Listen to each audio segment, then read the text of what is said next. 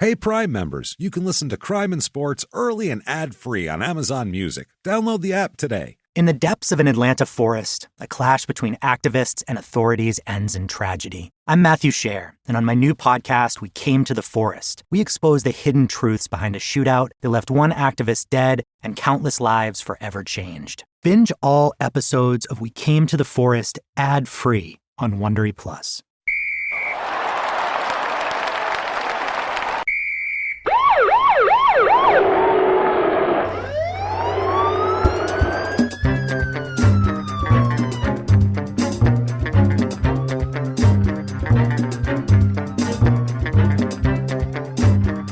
Hello, and welcome to Crime and Sports. Yay! Yay, indeed. Yay, indeed, Yes. Jimmy. My name is James Petrogallo. I'm here with my co-host. I'm Jimmy Wisman. Thank you, folks, so much for joining us this week on another insane, gravity-defying, action-packed edition of Crime and Sports. We have a crazy episode. Terrific. It's ridiculous. You've never heard of him. Yeah. No one has, unless you're insanely specifically a fan of something and you're from a very specific area. Okay. No one's ever heard of this guy, so that's what's going to be fun. But it's got some characters who can best be described as like Fat Albert cartoon characters. That's what they sound like from around the way. Dumb nicknames? It's insane. Wait till you hear these people and what they do. It's ridiculous. This is not you can't believe this is real. It's just the most silliness we've had in a long time.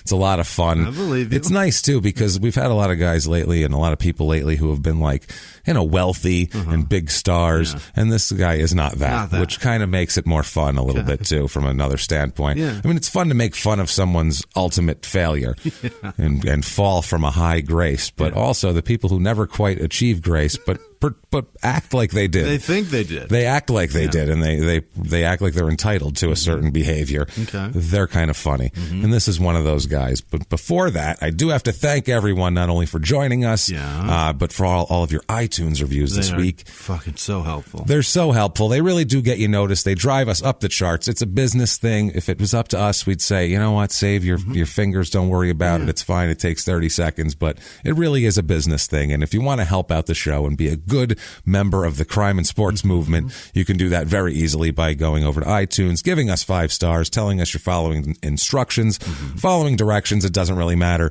Whatever you want to say. The words are not important, just the review and that you say something. Right. And if you want to be an even bigger hero, You can. and these people are such heroes, Jimmy, that we're sitting, as you can sound, in a very, very, As you can sound. as you can hear the sound.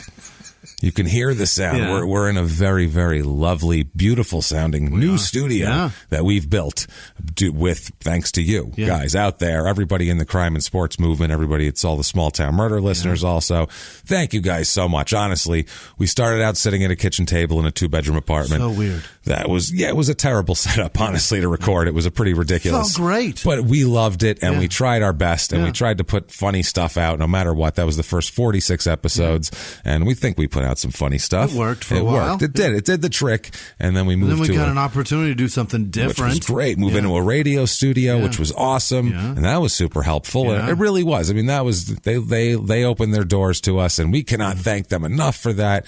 And but it still wasn't ours. Right. We were sleeping on a friend's futon. Still felt like we were having a handout.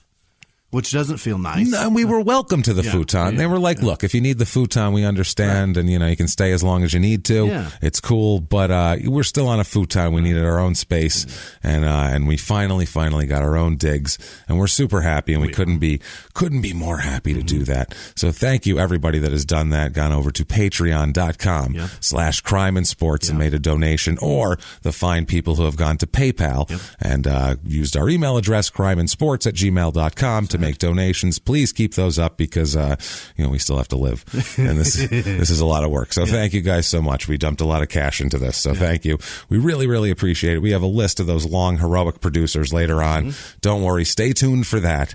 But before all that shit, Jimmy, we have a crazy episode. Terrific. Honestly, we're going to a different land. Yes. We're going to England. Oh, boy. Oh, boy. Yeah. I know nothing about it. I've heard that.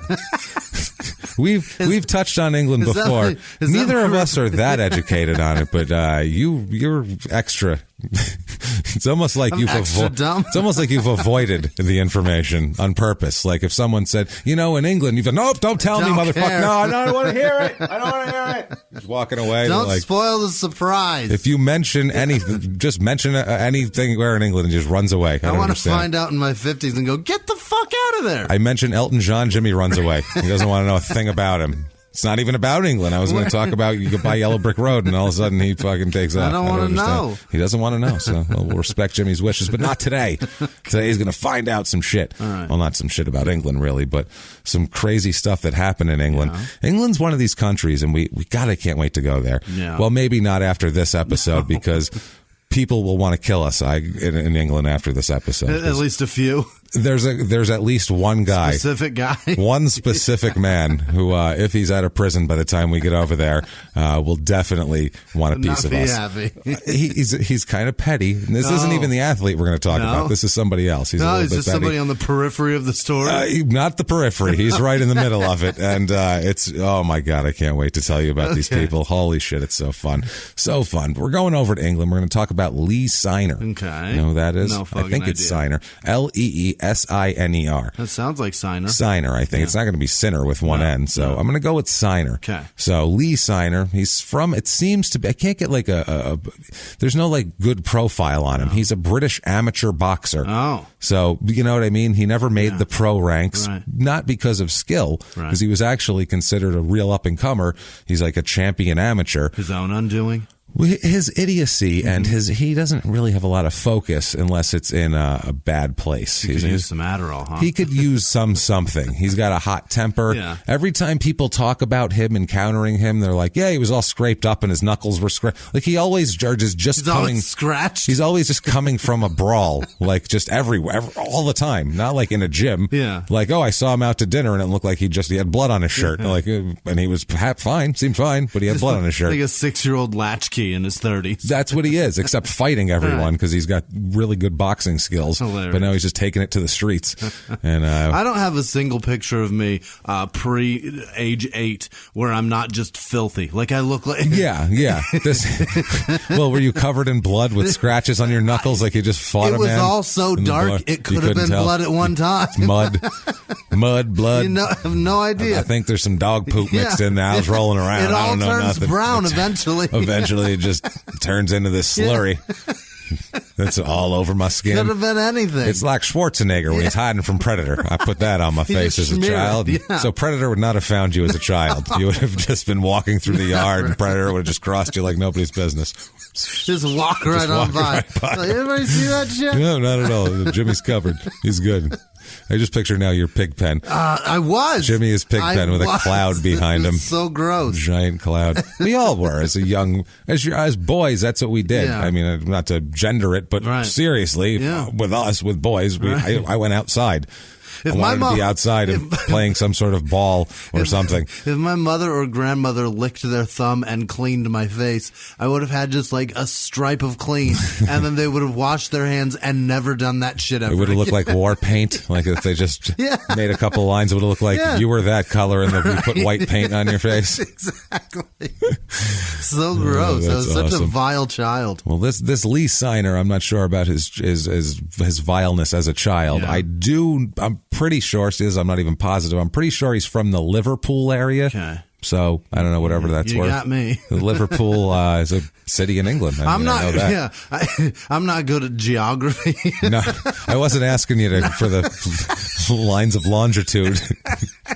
Good thing. You damn good thing. Give me the exact location, then GPS of because I can't do that Liverpool. Shit. I can't do that shit with Baton Rouge. Forget Liverpool. When you're done, we're going to Manchester, Birmingham. I want everything. I want it all, Jimmy. Lay it out. I'm not good. I'm sorry. I'm not good with England. You're going to have to do it. I mean, how can you not be good with England? Come on, Jimmy. I know enough to know I think their family that bullshitly runs the country is obsolete. That's all I know. That seems silly. It all seems pretty silly, doesn't it?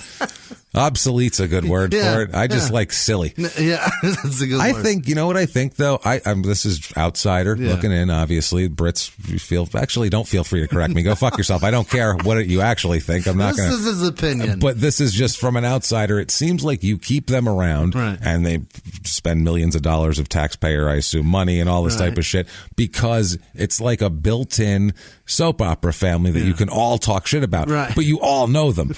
Not everyone watches the same soap opera. That's a good point. But everyone knows the royal family is the centralized soap opera. So you can go anywhere in England and just walk in and be like, Prince, Dildo Face did this and that. And they're like, fucking Dildo Face. I don't like him. Everyone's got an opinion on Prince Dildo Face and it's Prince the whatever the fuck. Survivor, but nobody gets voted out. The whichever. I'm calling the bald one Dildo Face. I don't know. The one, I feel worse for him. The one, well, he hates Curly over here. He's just fucking shooting lasers in his eyes like this he mother. He used to be the hot one, the bald fuck. Now he's like, you son of a bitch. I look like I'm 60 and you look like you're going to fucking, you look like you're going to play ball with Charlie Brown.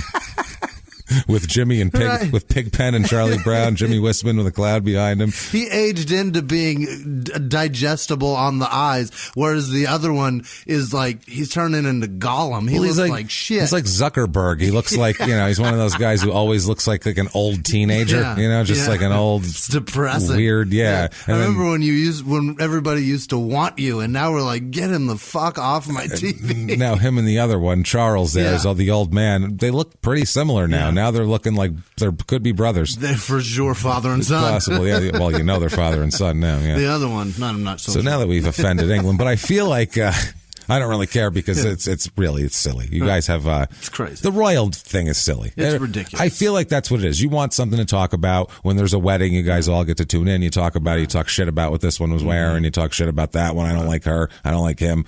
I think that's what you're doing. Yeah. But maybe I don't know. Either way, they're over there and they own a lot of countries. Still doing nothing for nothing. Nothing for nothing. And somehow Canada's still a part of that. Right. I don't know how. How the fuck does that work? I don't know. You're across an ocean. You're 8 times the size. Yeah. Less people by far. Yeah. But huge. Just super involved. Just way over there. Yeah. You still have the Queen's face on your money. The fuck is wrong with you guys? Get your shit together, Canada. God damn it. You guys are better than that. You are. It's true. You're better than having another country's Queen's face on your goddamn money. Put Gretzky on $1 and just make it the end of it. Australia still deals with the fucking Queen's shit. Hey, they're way far away, too. They don't have to deal with shit. Way up her ass. And also, too, like Canada, I feel like they're too polite to leave. Yeah. Australia, they'd be like, fuck you. Yeah. Like, fuck, giving them the finger. Eat dicks. Throwing beers at her. Throwing beers. Hey, sticking kangaroos on her. You fucking cunt. They'd be like, get the fuck away from me. Like, that's what I feel like that would be like. But somehow they're like, I don't know if they're greasing them under the table. Maybe. I don't know the economics of this relationship. This has nothing to do with what we're talking about, but he's from England is what we were getting at here. Yeah. So coming up, he's a boxer from a young age, this Lee Signer, back to who we were talking about, not Prince Dildo Face or anybody else. I meant to say Prince Dildo Face is a random prince, because there's probably someone that fits. Turned out to be somebody Turned out to be someone specific, so yeah, that's what I pictured. I just pictured him vibrating, and I'm like, okay, that works. Looks like something you could rub on a clip. They probably have dildos in his face, they probably in his likeness. And if they don't, they should make them because it'd be hilarious. Yeah. That would be really funny. It would probably work. It would. His big ears would do something for him. So anyway, Jesus. He starts boxing at a young age. In school, he's boxing, 12, 13. He's fighting in tournaments, that sort of thing. He looked to be a kid who was on his way to the pros. Yeah. They can tell when a kid's really good. Sure. Like, we've covered these boxers before, and most of them, not all of them, some of them come into it later, but most of them are like, he came in the gym, and I saw him hit a heavy bag with 2 punches, and he was better than everybody else that I've been training for 5 years. This wasn't quite that, but he was definitely like not a prodigy, but a prospect. Okay. We'll put it that way. But he would always find whatever stupid shit he could get into based on temper, he would do. Okay. Like we said, covered in blood all the time. Right. Always looked scratched up. Yeah. He would get in fights for no reason. You could get him to do things. He'd be the type of guy where you'd be like, hey, let's go do that. And he'd be like, all right. Cool. And just go, cool. And just go do it, even if it didn't benefit him at all. Right. He's that type of guy. There's a lot of shit he does that really has no benefit for him whatsoever. There's not like a plot where if he pulled that off, this is the benefit he would have got. It's just like, oh, wow, you're stupid as fuck. Like, and there's no like game plan of like, no. This one leads to that one, which leads to that one, which is the big payday. No, none of that. I feel like it's just brain damage. I feel like this man was hit in the head too many times at an early age and fucked his head up, and he does dumb shit mixed with he's possibly an idiot also. Great. So we'll see. So yeah, the temper's his big thing. Big temper. He ends up fighting for the Salisbury, I guess it's Salisbury, like a Salisbury steak, I guess, SALIS berry. Yeah, Salisbury steak. Yeah, awful frozen dinner. It's the Salisbury ABC Boxing Club and Frozen Dinner Steak Emporium. Yes. But that Frozen dinner steak Emporium. That's what they sell from there. That's the word that puts it over. We have children boxers, and we have just an emporium of terrible fucking frozen dinners with an awful sauce that tastes like shit. And it smells weird. You might find a mushroom floating in there. We don't know. And those marks on it are not grill marks. They're not grill marks. Know how those got They're on there. Indentations with grill marks painted on, which is disturbing. To go to that much trouble. Somebody's got that job that runs the fucking... To press and paint. Right. You might as well just slap it on a grill for 5 seconds. Just psh, off. Psh, one little sear, put a grill mark on it, it's off. Somebody's it's so much quicker.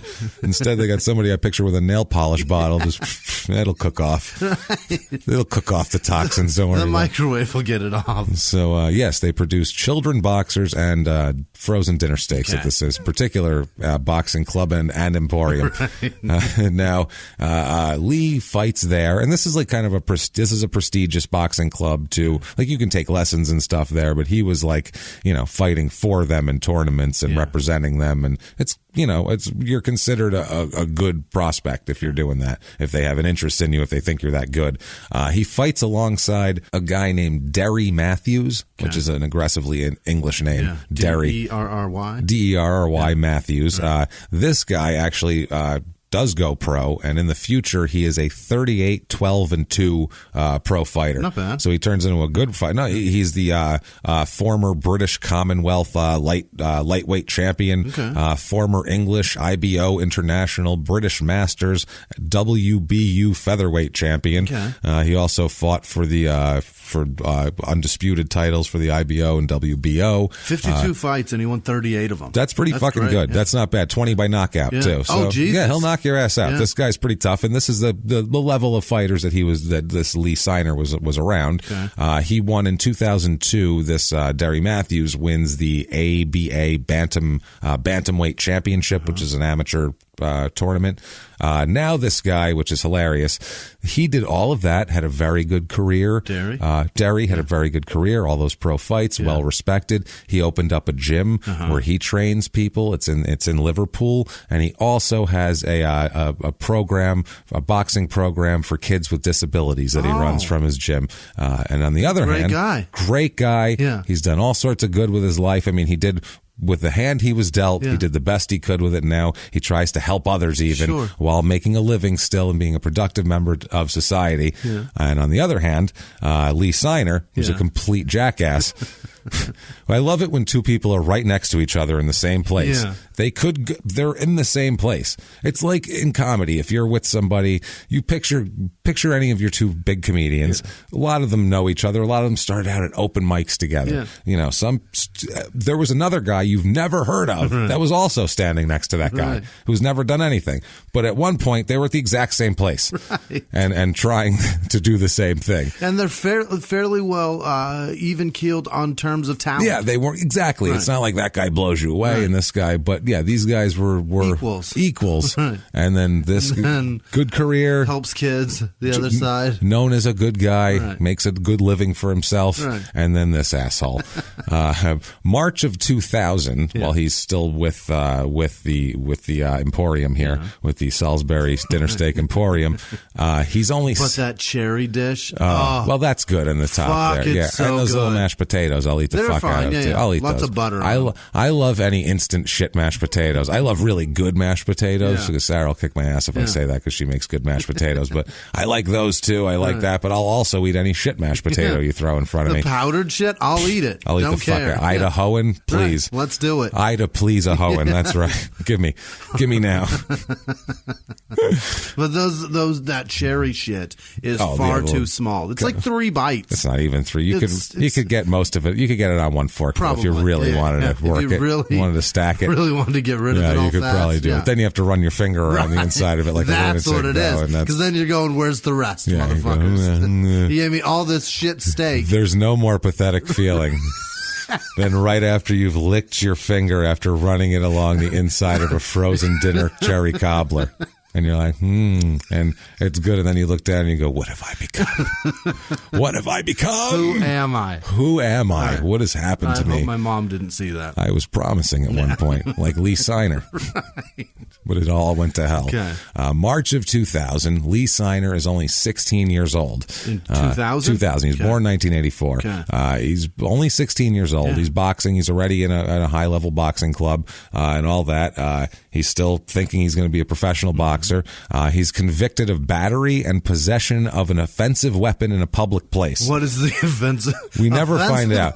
He's only 16, and he was an amateur boxer. This doesn't make a huge press splash or anything, so there's no real details about it. We just know later on they find it from court details that this is what happened. But God, I want to know what it is. In a public place. Yeah. So he's fighting with a weapon in a public place, beating someone, battery. That leads me to, anytime offensive is the word, it makes me think of something vulgar. Yeah. Whether it's his own dick. With a Prince Harry dildo. Was Harry the bald one? Yes. That's a shame, too. Harry's the bald. Anyway, with a Harry dildo, that's what he did. He beat a man in the street with a Harry dildo. Oh, that's really sad, isn't it?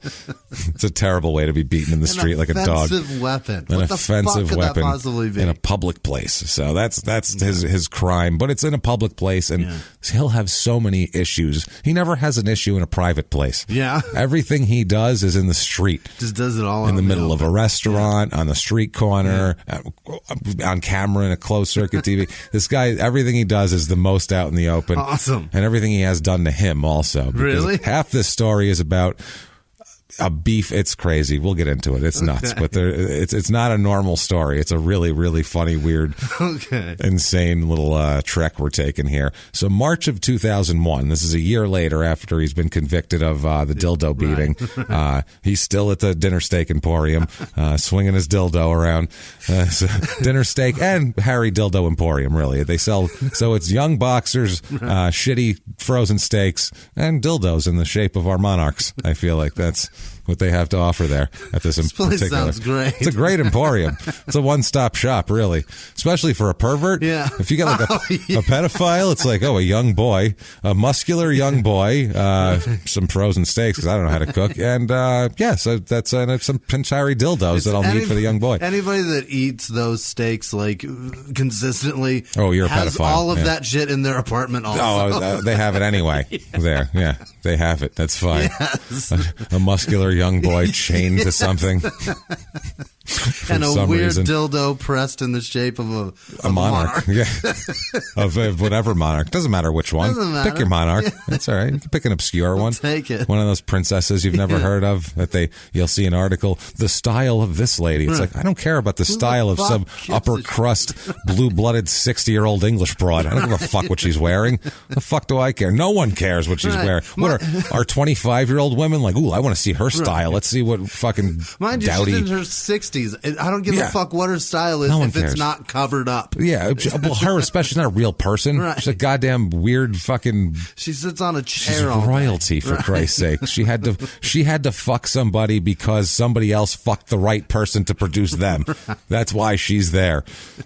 Hey, listen, that person, we really want you to marry her. He fell out of the correct vagina. Right. I mean, it was the right one. Yeah. It was like Plinko, and he popped out. One. He popped out of the 1,000. So you're gonna have to go there, even if you don't. I know you don't like him. It doesn't matter. That's got to be a tough life as a royalty person. Yeah. Is that the word? Yeah.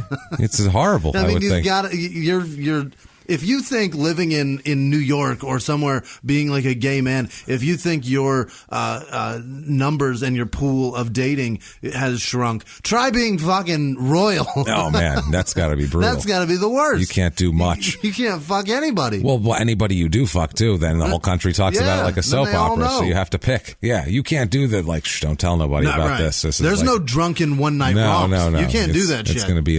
Have you ever seen King Ralph? Look what happens. Good Lord.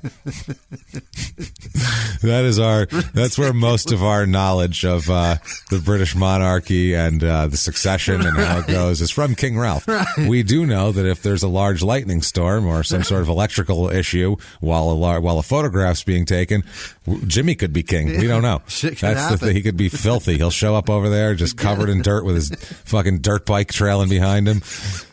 And I think I'm king now. I will ride it through their fucking... through their green rolling hills. Hey, this butler dude told me I was king, I think. Is that a thing? Do I live here now? Is that my futon?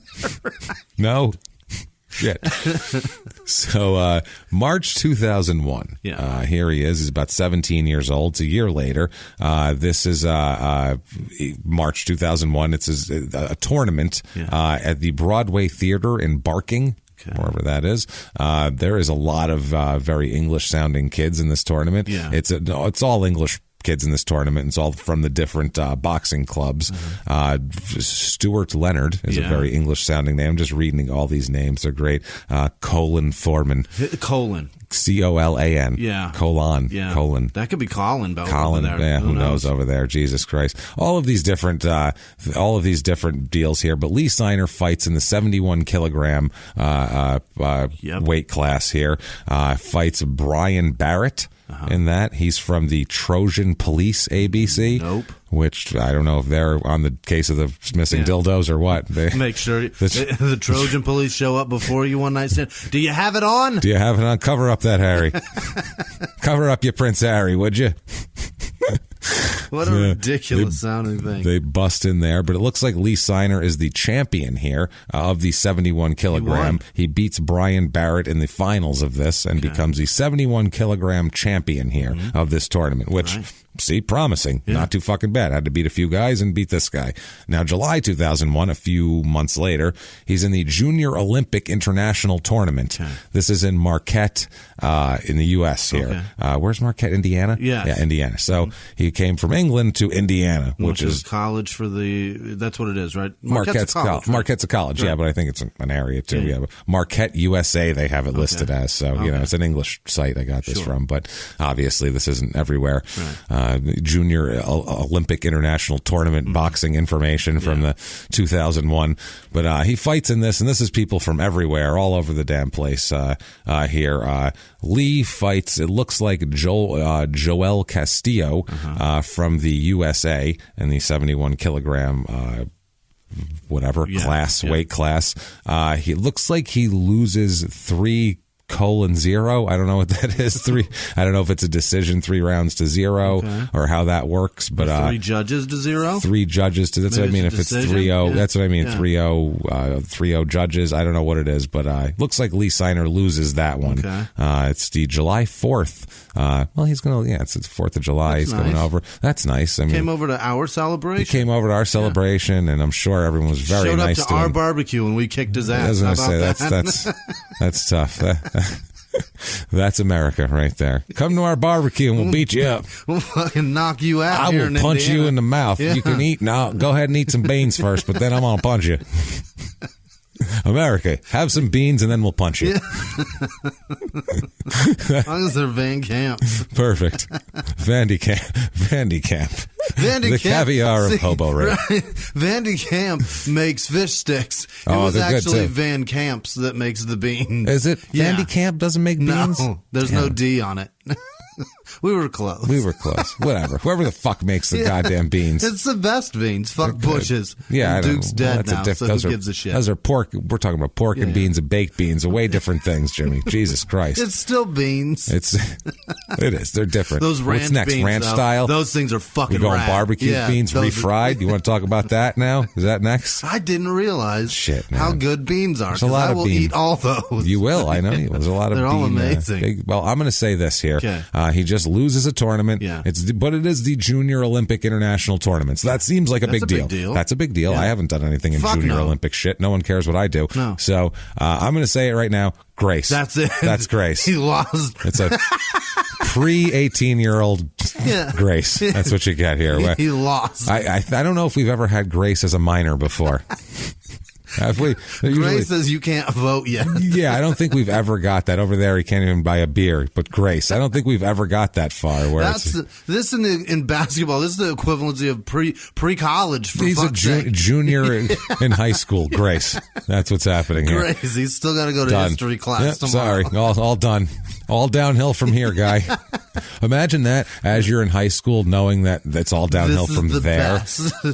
That's rough. Still got a year to go. That's why we shouldn't know the future as people, because if we did, everyone would kill themselves. Yeah. Like most people would kill mass themselves. Suicide. Yeah, mass suicide. Yeah. Like, I'm happy now. We get to do this as our job, sort of, and it's good, and this is good, and people seem to like it, and we get to do a lot of shit. Get to go around the country and meet cool people. We get to go around the country and perform and all this. This is great, but if someone would have told me when I was 16 that's not going to happen for that long, I might have killed myself. Right. I might have been like, you know what? I can't wait 20. I'm going to fucking jump off this building. You're going to wait 20 years to have 2 years of happiness. To be any relevant at all in your own mind. And then it's this is craziness. Yeah. So this guy, luckily for him, did not know that and maybe still thought he had a bright future ahead of him, which he did not. No. So, no.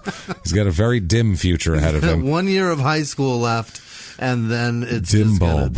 And he kind of drops off. We don't know a whole lot about what happens to him for about the next 9 years. Awesome. Only a couple of things. Oh, that's the best. He reemerges when he's about 28, 29 He's into just the wandering through England. Wandering through England with blood on his shirt and scrapes on his knuckles, just hanging out. Trying to figure out where the fuck things are. That's basically what it is. He in 2004, he's convicted of public order offenses and breaching a community order. That kind of sounds like, is that like England's version of disorderly conduct? Is that like he got drunk and pissed in an alley and breaching a community order? Community order, what is that? Not to piss in an alley, not to take a swing at people for no reason. Breaching common sense, I guess. Don't push that old lady down. Don't be a general asshole. Maybe General Nudnickery. That's the Nudnickery order of the what's it called, the ordinance. The Nudnickery ordinance of this year. Yes, it's brought down all the way from the Salisbury Emporium. I'm sorry, it's all the way from there. They voted on it. We can't change that. Right. We can't change it. So he's convicted of that though. Okay. So that's something. I mean, he's another little crime. And that's so just after he's been bouncing around the country for 3 years. That's it. I mean, he's about 20 years old. I mean, he's kind of done with boxing by this point. He's already quit. He's just still. He might still be. This might be the very, very tail end of the amateur career, but I think he's out of the dinner steak and Harry Dildo Emporium by now. I believe he's already been sold along with a steak and an 8-incher. So that happens. The then. finger has been run through the cherry cobbler. That's what it is. It's happened. Yeah. It's all around the edges, and then okay then. It's been bad stuff. It's delicious. It's fucking good. It's sweet and delicious. It's goddamn good. I'm not going to argue with you, It's got like a graham cracker or something. It's a cobbler. It's so good. It's on, and it's good because it's the sweetest substance known to man. It's washing the flavor of that steak out of your fucking mouth. That's what it is. It's not. It doesn't even taste like cherry. It's beyond sweet. It's sweet. Amazing. It really is. And we're complaining there's not enough of it. You really can't have any more of that, or else you'll go into diabetic shock. Probably. I feel like it's some sort of really concentrated sugary. They reduced it. They're like, here it is. Like if you in a dark room, it glows. Right. Like I don't think that's natural. 2x2 square that shit. And that's all your body can handle. It's it. They know it. They've done experiments. They go 3x3, they die. We lost 7 out of the 10 of our participants in this experiment when we tried the 3x3. So 2x2. We all good with it? Everybody made it. One guy. He was already a diabetic, though. That's not our fucking problem. What are we going to do? We got to thin the herd. 5 guys died from the Salisbury steak. So, I mean, The cobbler's really not an issue now. The cobbler's not the problem. Let's work on the steak. They were like, fuck it, we'll put it through anyway. It's fine. And then you get that poisonous shit, whatever the fuck. God, that's awful shit. It's just terrible. The It'll worst. keep you alive in a pinch, I suppose. Barely. But yeah. Barely. Your body's not happy about it at all, that's what you've chosen to do to yourself. Jesus. You're better off just picking sticks and twigs out of your yard. You're better off with some Chef Boyardee. Right. Just Yeah, crack yeah, a can. do that. Crack a can of that beef ravioli and shovel that into your fucking face. That'll be better for you, but you don't get the cobbler with that, so damn it.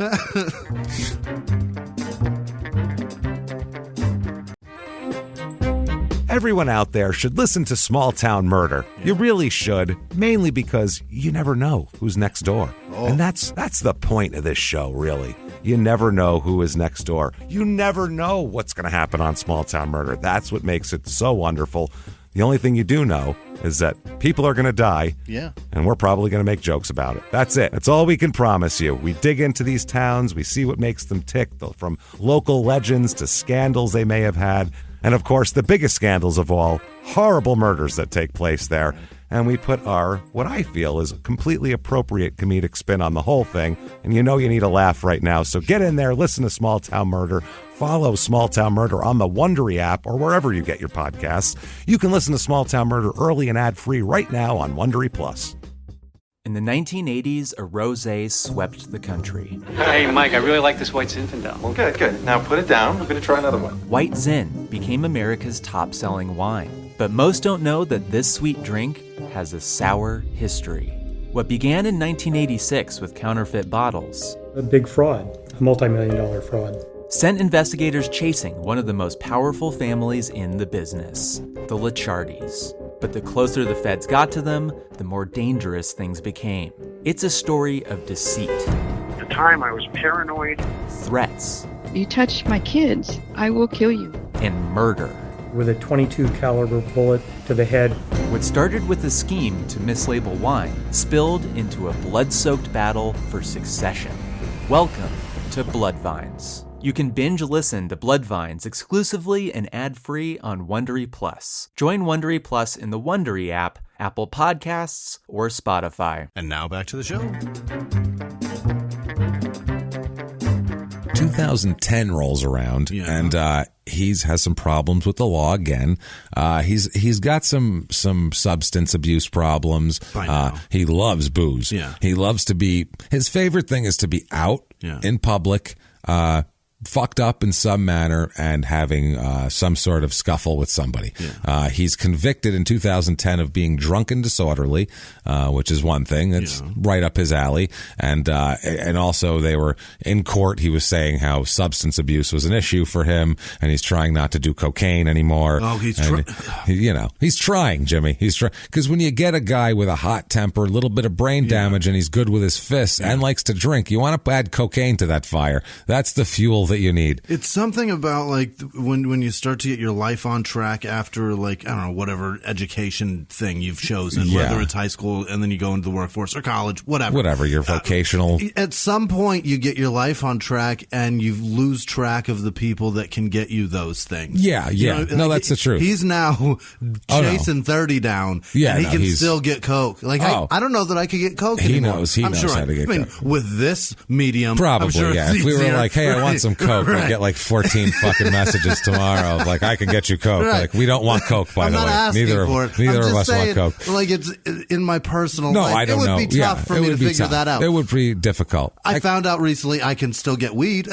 Because I can weed's pretty around. Find a black guy. Plus, weed's more around. Yeah, Nashville, we found that.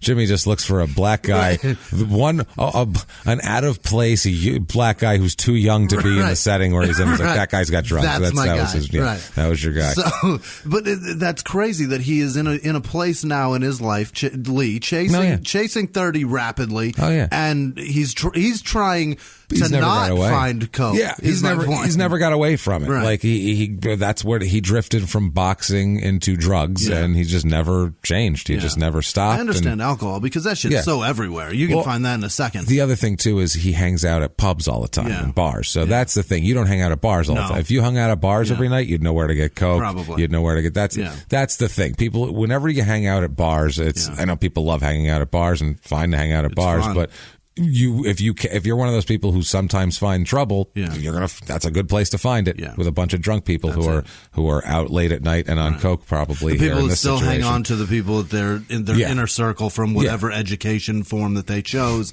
They still hang out with those people so they can still get the things that. Or strangers that are gathered just because of just because of alcohol or whatever it is, whatever means of getting fucked up. So 2010, he's in prison. Mm-hmm. He's not in prison. He's in prison, but he's visiting a friend in prison. Okay. He is at the HMP Garth, which it's in Preston. So he's not even 26 yet at this point. Hasn't turned 26 yet. He is visiting his friend in prison, which seems like come on. When you visit someone in prison, you're going to go in and you're going to be fucking. You're not going to fuck around. No, you don't. That's where you go when you fuck around. You're going to play by the rules. Like you're already right there. It's not a long jaunt. No. It would take a lot to talk someone out of taking you just to a cell because it's really close and easy to do. And you've already done whatever deserved to be in there. And it's all on camera in those places. So you're pretty fucked here. So he's visiting his friend, hanging out. Somehow in the visiting room, he gets in a fight. He gets in a fight in the visiting room of the prison. He heard when you go to prison, you fight somebody. With a total stranger. Yeah. Okay. Not even his friend. Oh, no, not someone. No. He's visiting his friend, and then he gets in a fight. Steiner gets in a fight with another person who was visiting an inmate. Another visitor. Not two inmates fighting. Yeah. So the guards are very confused. Yeah. They're like, hold on. We're used to breaking up the inmate fights, not the visitors. You two aren't even wearing stripes. You don't even.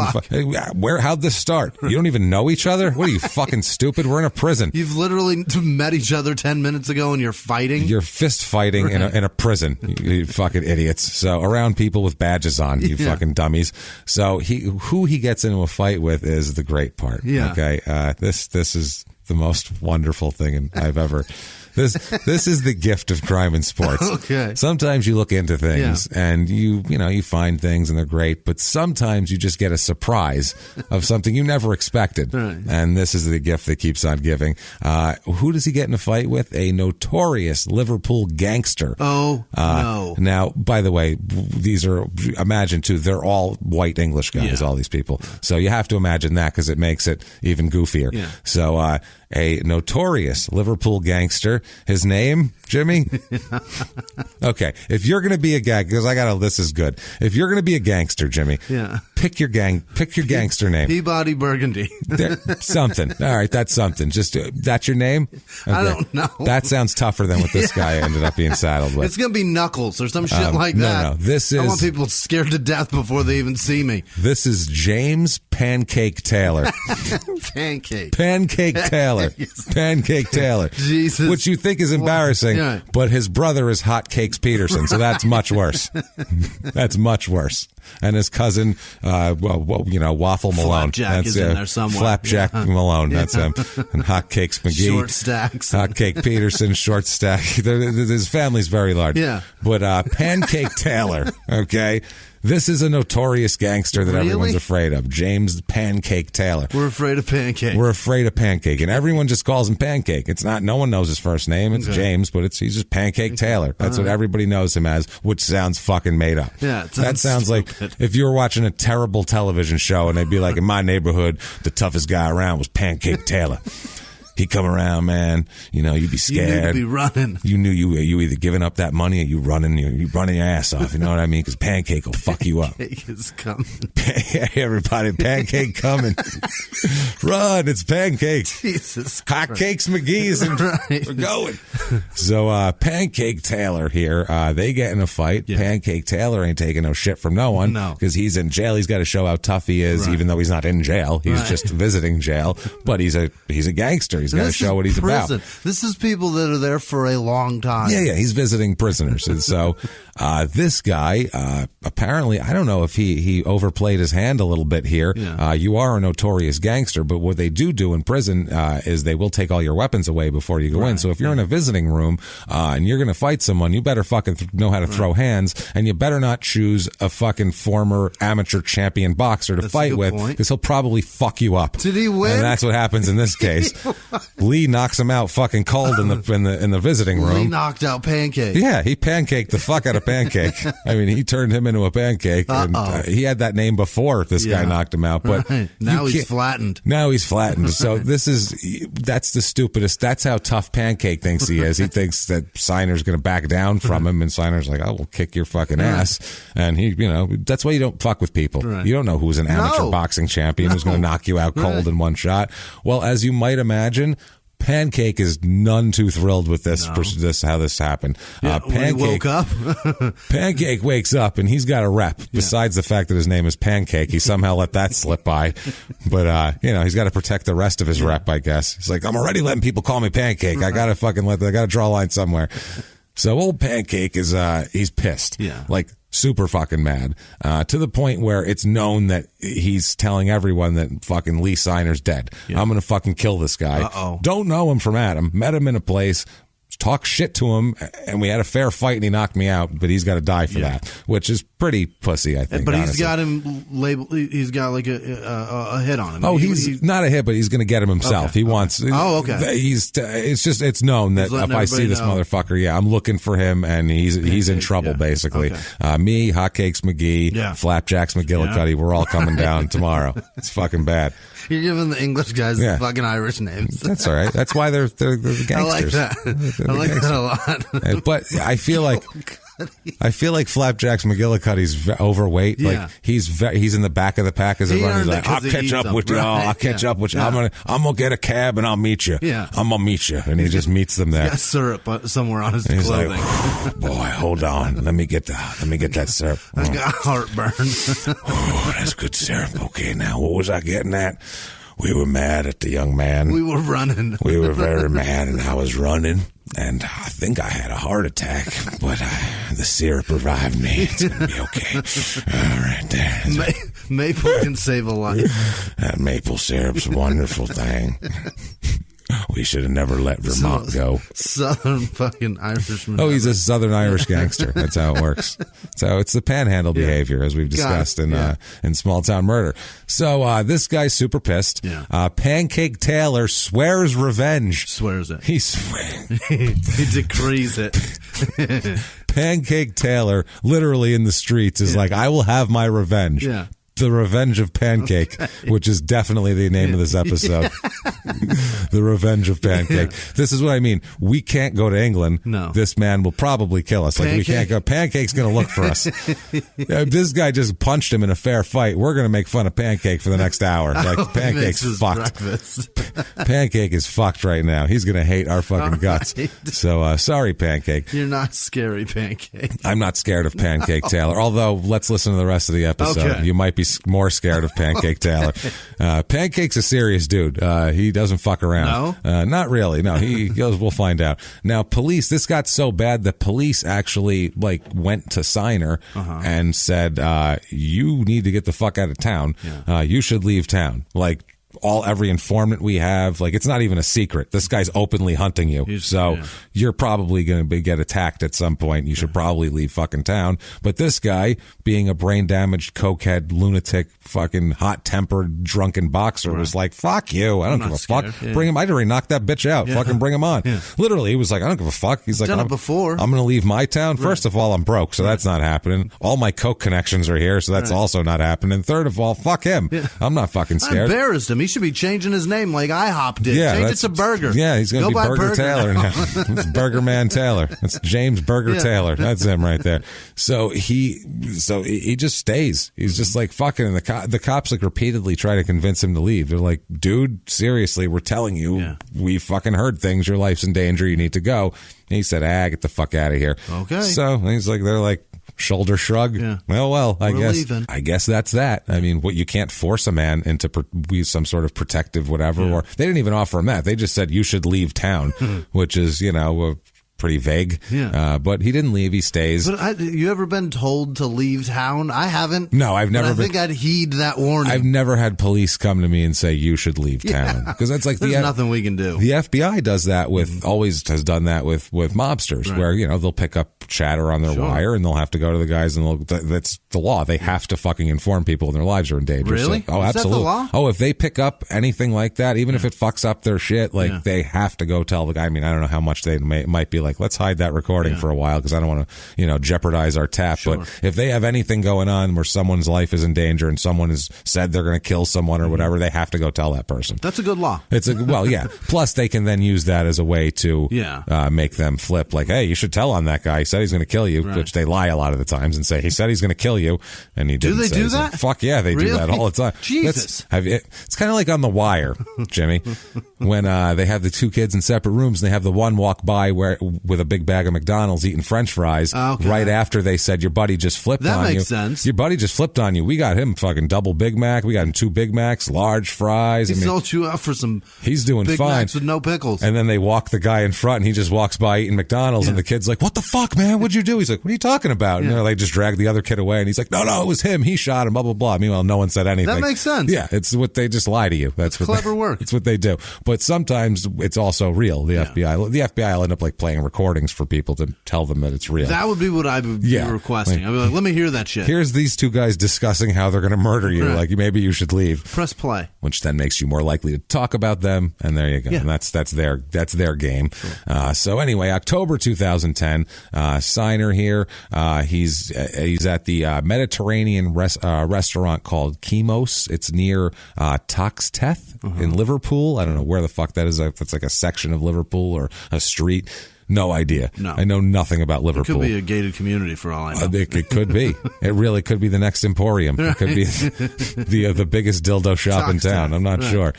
So he's there. He eats dinner. Apparently, as he's leaving the restaurant, he is ambushed by 3 masked men. This is no shit, with a samurai sword and a baseball bat. What the fuck? Yeah, they're not fucking around. This isn't a couple guys coming up trying to fist fight him. Right. This is a masked man with a samurai sword. That's a crazy sight. Yeah. I've never been approached by a masked man and a samurai sword. I had a friend with one hanging on the wall, and that was the last time I talked to that guy. If you were leaving, let's say you go to fucking wherever shit restaurant, I don't know, wherever the hell you're going.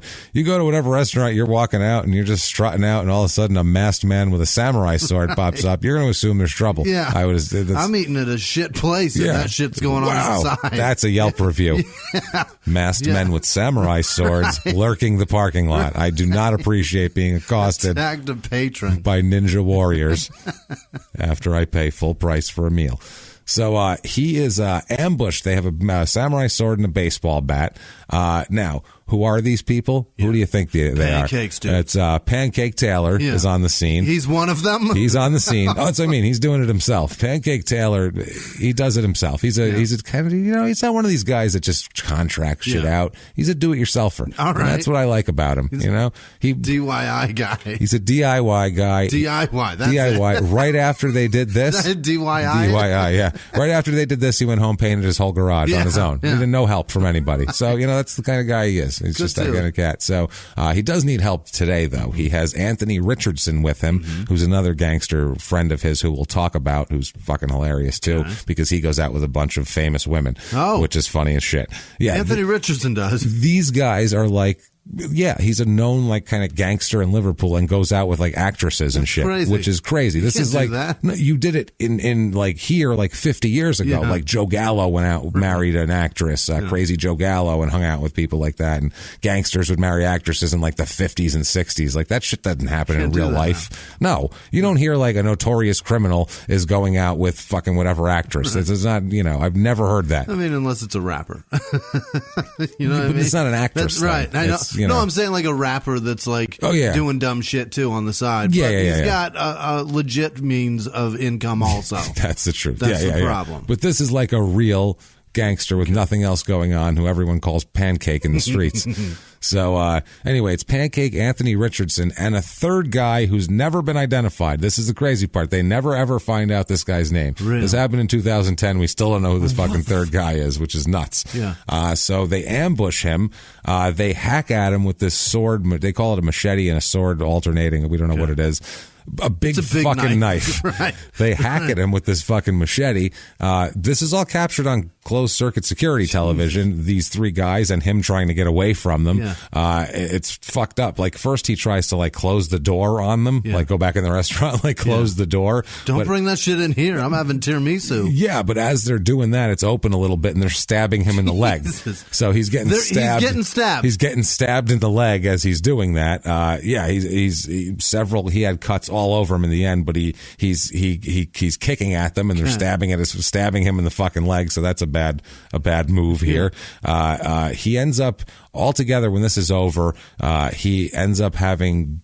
We'll tell you what happened. Well, we'll tell you what happens first. So, he's all cut up here. He runs into the restaurant. By the way, he won't ever say who did this either. Like I don't know, he's got some kind of weird Xbox or gangster code or whatever here. But sworn secrecy on who attacked him in public with a fucking huge knife. In public, completely, and they have the security footage and all that sort of thing.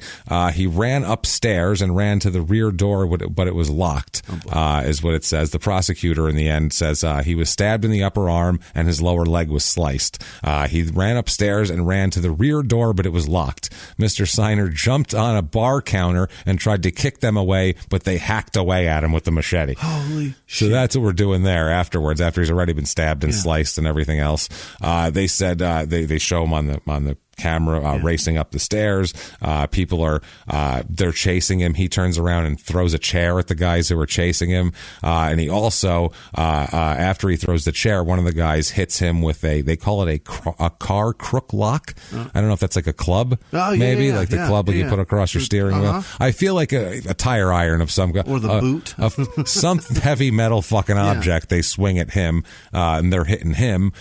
So he's getting fucking great. One of the other guys had a 6 to 8 inch knife, also the sword, like we said, and then a bat and a tire thing. A lot of weapons. All sorts of weapons. Basically, they just looked in their trunks and were like, I got all this shit. And they're like, just grab what put that in your pocket. We'll need that too. It's fine. Fuck it. Bring it with you. So they all do this. They end up fleeing after they stab him up and do all this shit.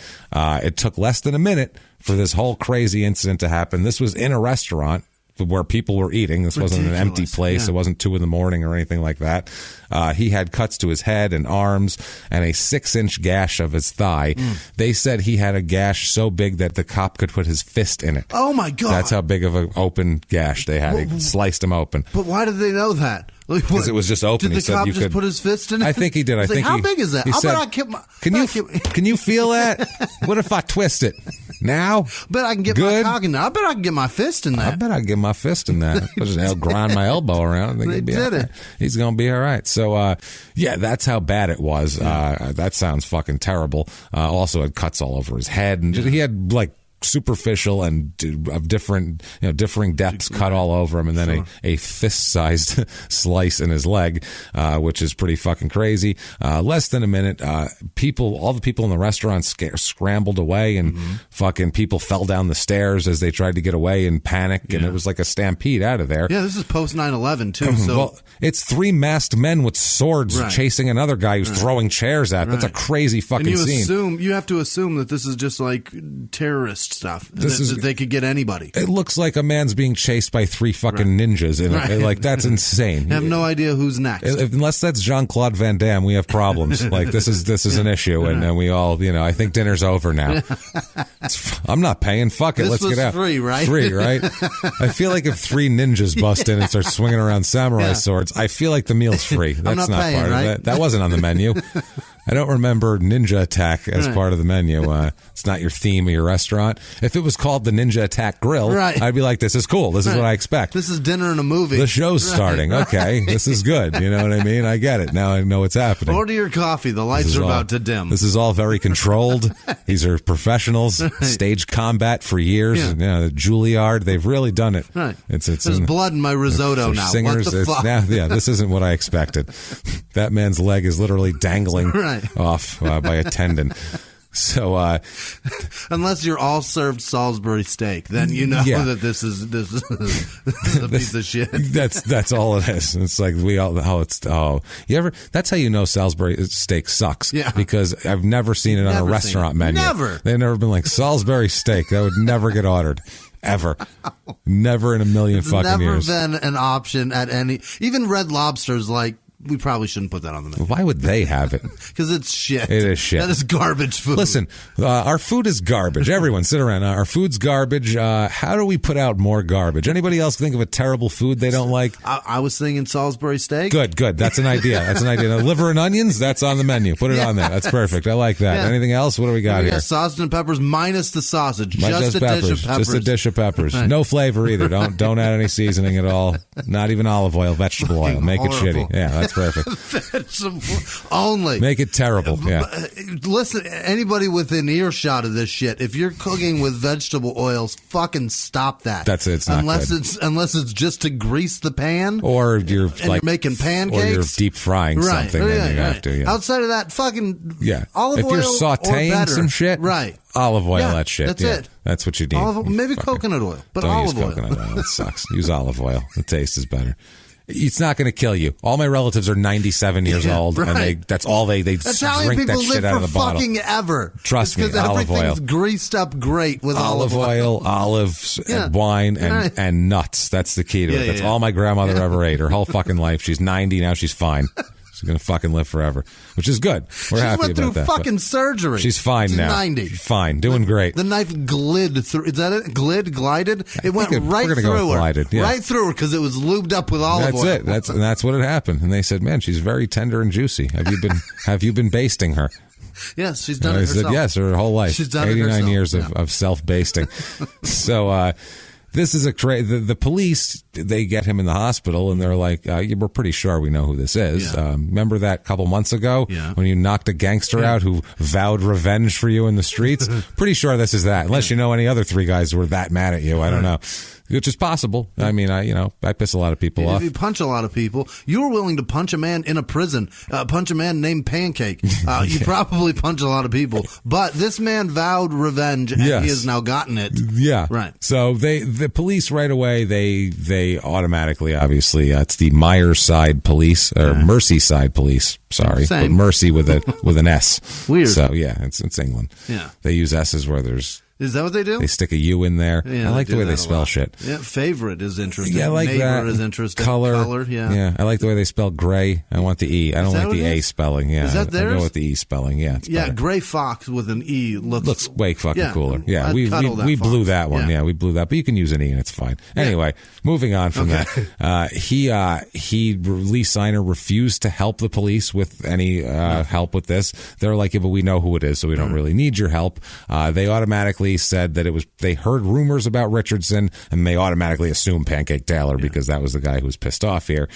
So the police said, quote, Mr. Siner described an incident at Garth Jail near Preston where he knocked out James Taylor. It is no secret that he is a suspect in this attack, having been identified by closed-circuit television, but he cannot be found by the police. In the Crown's submission, this was a revenge attack of some sort. It was no petty disagreement. It was a carefully planned and executed criminal act. Those involved showed a shocking disregard for the members of the public unfortunate enough to witness it. That is good shit. Yeah. They sum it up well in England. Done. If you don't know, the first "You Sir May Fuck Off" was from an English episode because in England, the other thing they do, you guys, you don't get as much coverage of shit, but what they do cover is what the judge tells someone before they sentence them. Really? Every case I find in England, it's like a 2-paragraph, like the whole speech where the judge just broke them down and called them a piece of shit and then sent them to jail. This wasn't even a judge. This is just like the investigating officer. Oh, yeah. There's so good at describing things in England. It's amazing. God, I love it so much. I want to do a crime just so they can describe what I did. So it sounds interesting. So I come to England, my dick's coming out. Just to hear some shit clerk have to describe in amazing detail. It'll sound how horribly disfigured my penis is. But it'll sound great. He's gonna make my dick sound so ugly. He's gonna make it sound better. I think. You think so? Yeah, I think. Or he'll make the ugly just jump off the page. That's what I mean. Either way, people it'll be a one curiosity. It's gonna be a Harry Potter novel written about my dick. It's gonna be something, something like that. A poem, at least something. So they're obviously, like I said, looking at Pancake. They're looking at Richardson. Richardson has previous convictions for public order and driving offenses. Okay. What he did is he heard that police were looking for him, because he knew he did it. Right. So he went and turned himself in. This guy, he said, this is fucked up. They get him in there, and they don't have much of a real trial or anything. He admits to doing this. Yeah. He takes a deal. He admits to wounding with intent to cause grievous bodily harm, which I'd say hacking at somebody with a sword that's grievous bodily harm. You're intending something. Right. You're not intending to, make them more comfortable. No. I don't think you're like not helping. Yeah, you look hot. Let me ventilate that shirt for you. I don't think that's what he was trying to do there. So he admits to that. His public defender, Nigel Power, is his name. He said his client only learned of the plot to attack this guy while he was driving to the car. While he was driving in the car to the restaurant.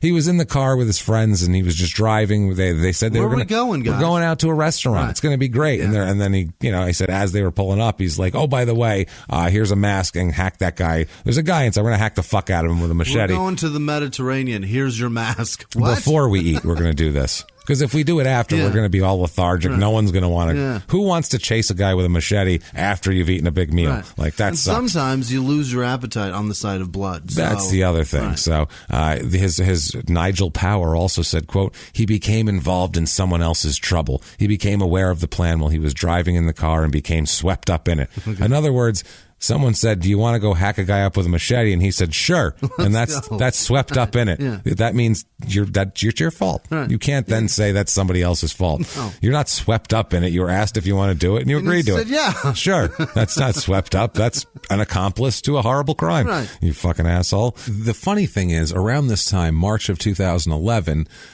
when Richardson's being, turning himself in and all this type of thing, there's an article in Vice, Vice magazine. Yeah, Vice. And they have a channel and an app and the whole deal. Yeah. Vice about English gangs. And it's just about how nasty English gangs are becoming and how shit like that is. And they have it's like about a bunch of different like current English gangsters and stuff. It's just like, it's a weird article on like low-level street, not low level, I guess, but it's hard to think because we don't think of England like that. We're Americans, so we have kind of an ego about our gangs and our mobs. We had the Gambino family and the Bloods and the Crips, and like we're pretty fucking good with our gangs and mobs. We import them. We got MS-13 too.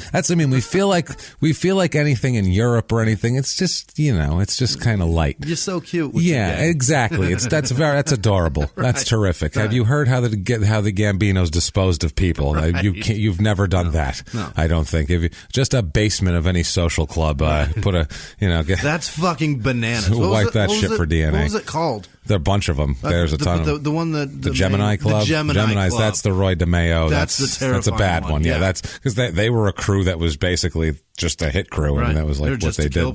Del DeMeo was a lunatic. Yeah. That's never mind all that. But yeah, crazy shit. You don't have any of those. Yeah, there's no English John Gotti. No, you know what I mean. There's no Carlo Gambino. There's no Meyer Lansky. There's no Lucky Luciano. Like you guys, it's just not. We have a historical.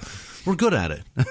We're good at it. It's one of those things. We perfected organized crime. We got real fucking good at it. And so whenever anybody else does it, we're like, that's adorable. Look at you trying. Look at you. Isn't that nice? Anybody but you giving it an effort. Anyone outside of South America, because they've gotten their shit down. They're pretty good at it. So yeah, they're fine. But anywhere else, fuck you. Yeah. So they do that shit in jungles. That's terrifying. That's scary shit. If they've got like uniforms and shit for their organized crime. Watch Narcos and you're like, Jesus, they were hardcore. Right. Holy fuck. God damn.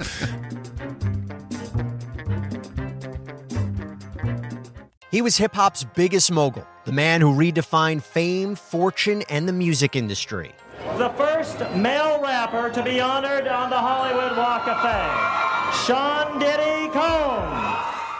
Diddy built an empire and lived a life most people only dream about. Everybody know ain't no party like a Diddy party, so. Yeah, that's what's up. But just as quickly as his empire rose, it came crashing down. Today I'm announcing the unsealing of a 3-count indictment, charging Sean Combs with racketeering conspiracy, sex trafficking, interstate transportation for prostitution. I was up. I hit rock bottom, but I make no excuses. I'm disgusted. I'm so sorry. Until you're wearing an orange jumpsuit, it's not real. Now it's real. From his meteoric rise to his shocking fall from grace, from law and crime, this is the rise and fall of Diddy. Listen to the rise and fall of Diddy exclusively with Wondery Plus. Behind the closed doors of government offices and military compounds, there are hidden stories and buried secrets from the darkest corners of history. From covert experiments pushing the boundaries of science to operations so secretive they were barely whispered about. Each week, on Redacted, Declassified Mysteries, we pull back the curtain on these hidden histories. 100% true and verifiable stories that expose the shadowy underbelly of power. Consider Operation Paperclip, where former Nazi scientists were brought to America after World War II, not as prisoners, but as assets to advance U.S. intelligence during the Cold War. These aren't just old conspiracy theories. They're thoroughly investigated accounts that reveal the uncomfortable truths still shaping our world today. The stories are real. The secrets are shocking. Follow Redacted, Declassified Mysteries on the Wondery app or wherever you get your podcasts. You can listen to Redacted early and ad-free right now on Wondery Plus. And now back to the show. They're talking about here the question they asked for this expert of English gangs. Yeah. Quote, so there's a lot of rising stars out there in gangland at the moment. And the guy says, that's it. They just tear through the ranks. There's this one lad called James Pancake Taylor. He's like a Christ figure among these gangs because he's risen from being a Scouse street punk to a European overlord in a matter of months. Yeah. It used to take you years to do that. Oh. So now you can fly up the ranks, so much so. And this is after you're on the lam, because he's on the lam now, because they're looking for him for attacking an amateur boxer in the street. So that's your European overlord is that guy. You know what I mean? There's not a lot of high-ranking, gang and mob officials that are caught on tape, attacking a guy outside of a restaurant on purpose. It's just, I don't know. They have other people do it. Right. You give yourself an unassuming nickname, and then you run through the ranks. That's what it is. Pancake. Right. Oh, you know who's I'm afraid of now? Pancake. Right. Pancake's coming up, and he's been hard. Now, so Richardson here is jailed, and they talk about all the articles about Richardson, Anthony Richardson, most of them start with the fact that he went out with a famous woman. This is the most popular headline. The ex-boyfriend of Calendar Girls star Jennifer Ellison, who took part in vicious gangland sword attack on boxer, has been jailed. She likes bad boys. So, yes, she does. Well, this girl, Jennifer Ellison, she's an English actress, a former glamour model, sex symbol, television personality, dancer, and singer. Oh. So, yeah, lots of shit. Yeah. She's perhaps best known for playing Emily Shadwick in the television soap opera Brookside. And that sounds so made up and British. I could have said any words of Emily Shadwick. If I said that to you and that wasn't true, would you question me for one second? That sounds so made up. I'm in. Yeah. And Meg Geary in the 2004 film adaptation of Phantom of the Opera. Jesus. She also starred in the reality TV show Dance Moms, the UK version of America. End up there. Yeah, they do. Of Dance Moms. She played her Emily Shadwick there. She's also been in a bunch of British TV shows. She appeared in a 2-hour-long show called Ghost Hunting with Paul O'Grady and Friends. Interesting. Which I find hilarious. That's her most funny credit. And in addition to liking, gangsters and doing terrible TV work, she also puts out music. Yes, after this is so funny. Under her music section of her Wikipedia page, after success in television and men's magazines, after guys decided they liked her tits, and she did some TV shows, she pursued a pop music career. She released 2 pop rock singles before giving this venture up for acting and glamour modeling. Her first one, Jesus Christ, June 2003, she came out with Baby I Don't Care, which hit number 6 in the UK on the UK singles chart and number 8 on the Irish singles chart there. Samesies, sugar. I don't care either. Yeah, I don't give a shit. She also got on with 2004's Bye Bye Boy, which got to number 13 on the UK singles chart. So that's what she's done there. Also some shit very high in Japan also because she's blonde. Yeah. And they're in Japan, that's really... She's got big tits. That's kind of, but it doesn't matter. She's blonde, and in Japan they're like, oh, that's... She's blonde and has tits. That doesn't matter. They're attached to her there. Yeah. So in court, they're talking about Anthony Richardson, who's caught on camera battering this Lee signer apparently with the car crook lock after he chased him up the stairs and had a chair thrown at him. He was the one that had the fucking had the lock thing, the two other... Then they said after he started hitting him with that thing, the two other guys came and hacked him up with the sword and the knife and all that kind of shit, which is fucking crazy. They talk about Richardson having a string of celebrity girlfriends. Really? So this guy somehow lands all sorts of famous women. He dated Steven Gerrard's wife, Alex Curran. I hope it's not his current wife if he's dating her. Up until 2002, before he dated Jennifer Ellison. Okay. He didn't date Jennifer Aniston. That would be a real... My eyes just got big. Yeah, you were like, wow, really? Guy. Damn, he's pulling out some fucking some big rich guns. She's rich. She's super famous. And later Celebrity Big Brother winner Chantel Houghton. He also went out with there. He's now Jennifer Ellison revealed that Richardson was abusive and used to beat her. Weird. Yeah, shocking, right? He'll go after a stranger. He'll hit his loved ones too. Yeah, he'll hit her. Used to beat her. She's now, but she ended up marrying a rugby player named Robbie Tickle, which is fucking hilarious. His name is Robbie Tickle, which is awesome. Pancake Taylor and Robbie Tickle, Jimmy. This is what I'm talking about. What is happening in this fucking episode? Stop telling me rugby's so tough when you got guys named Tickle. Robbie Tickle. And they have children. Yeah. That's what they talk about with her. They got little tickles? They got little Tickle. Yeah, they didn't say, Spobby. They named him, he's a junior. He's Tickle Jr. Yeah. Isn't that nice? Jesus Christ. See, the fucking juniors. This Robbie Tickle's going to do something terrible, and we're going to do an episode on him. Jesus Christ. Funny thing is, he's probably a super famous guy. Everyone's like, oh, Robbie Tickle's the best over there. Oh, yeah, you don't know Robbie Tickle? No. No one knows Robbie Tickle outside of your island. So, so Taylor, Pancake's on the run. Yeah. Pancake on the lam over here. The Anthony Richardson, though, out of all this, ends up getting 8 years and 4 months in prison for this. So that's a serious, that's a sentence right there, which, I mean, it's pretty much attempted murder. Yeah. You rushed into a public place with fucking, women and children and normal people eating dinner and tried to hack a man with a machete. Right. That's probably worth 8 years and 4 months. Your money is a different value. Your measurements are different value. Your weather is different value. But years are the same. They're the same everywhere. That's still the same. They're the same everywhere. The Detective Chief Inspector, it's a lot of titles, Chris Green from the Merseyside Police, said this sentence handed down to Anthony Richardson reflects the severity and vicious nature of his assault. Despite this, the investigation into this matter is still ongoing, and we are not complacent. I am anxious to speak to anyone who has information about James Taylor, Mr. Pancake. Yeah.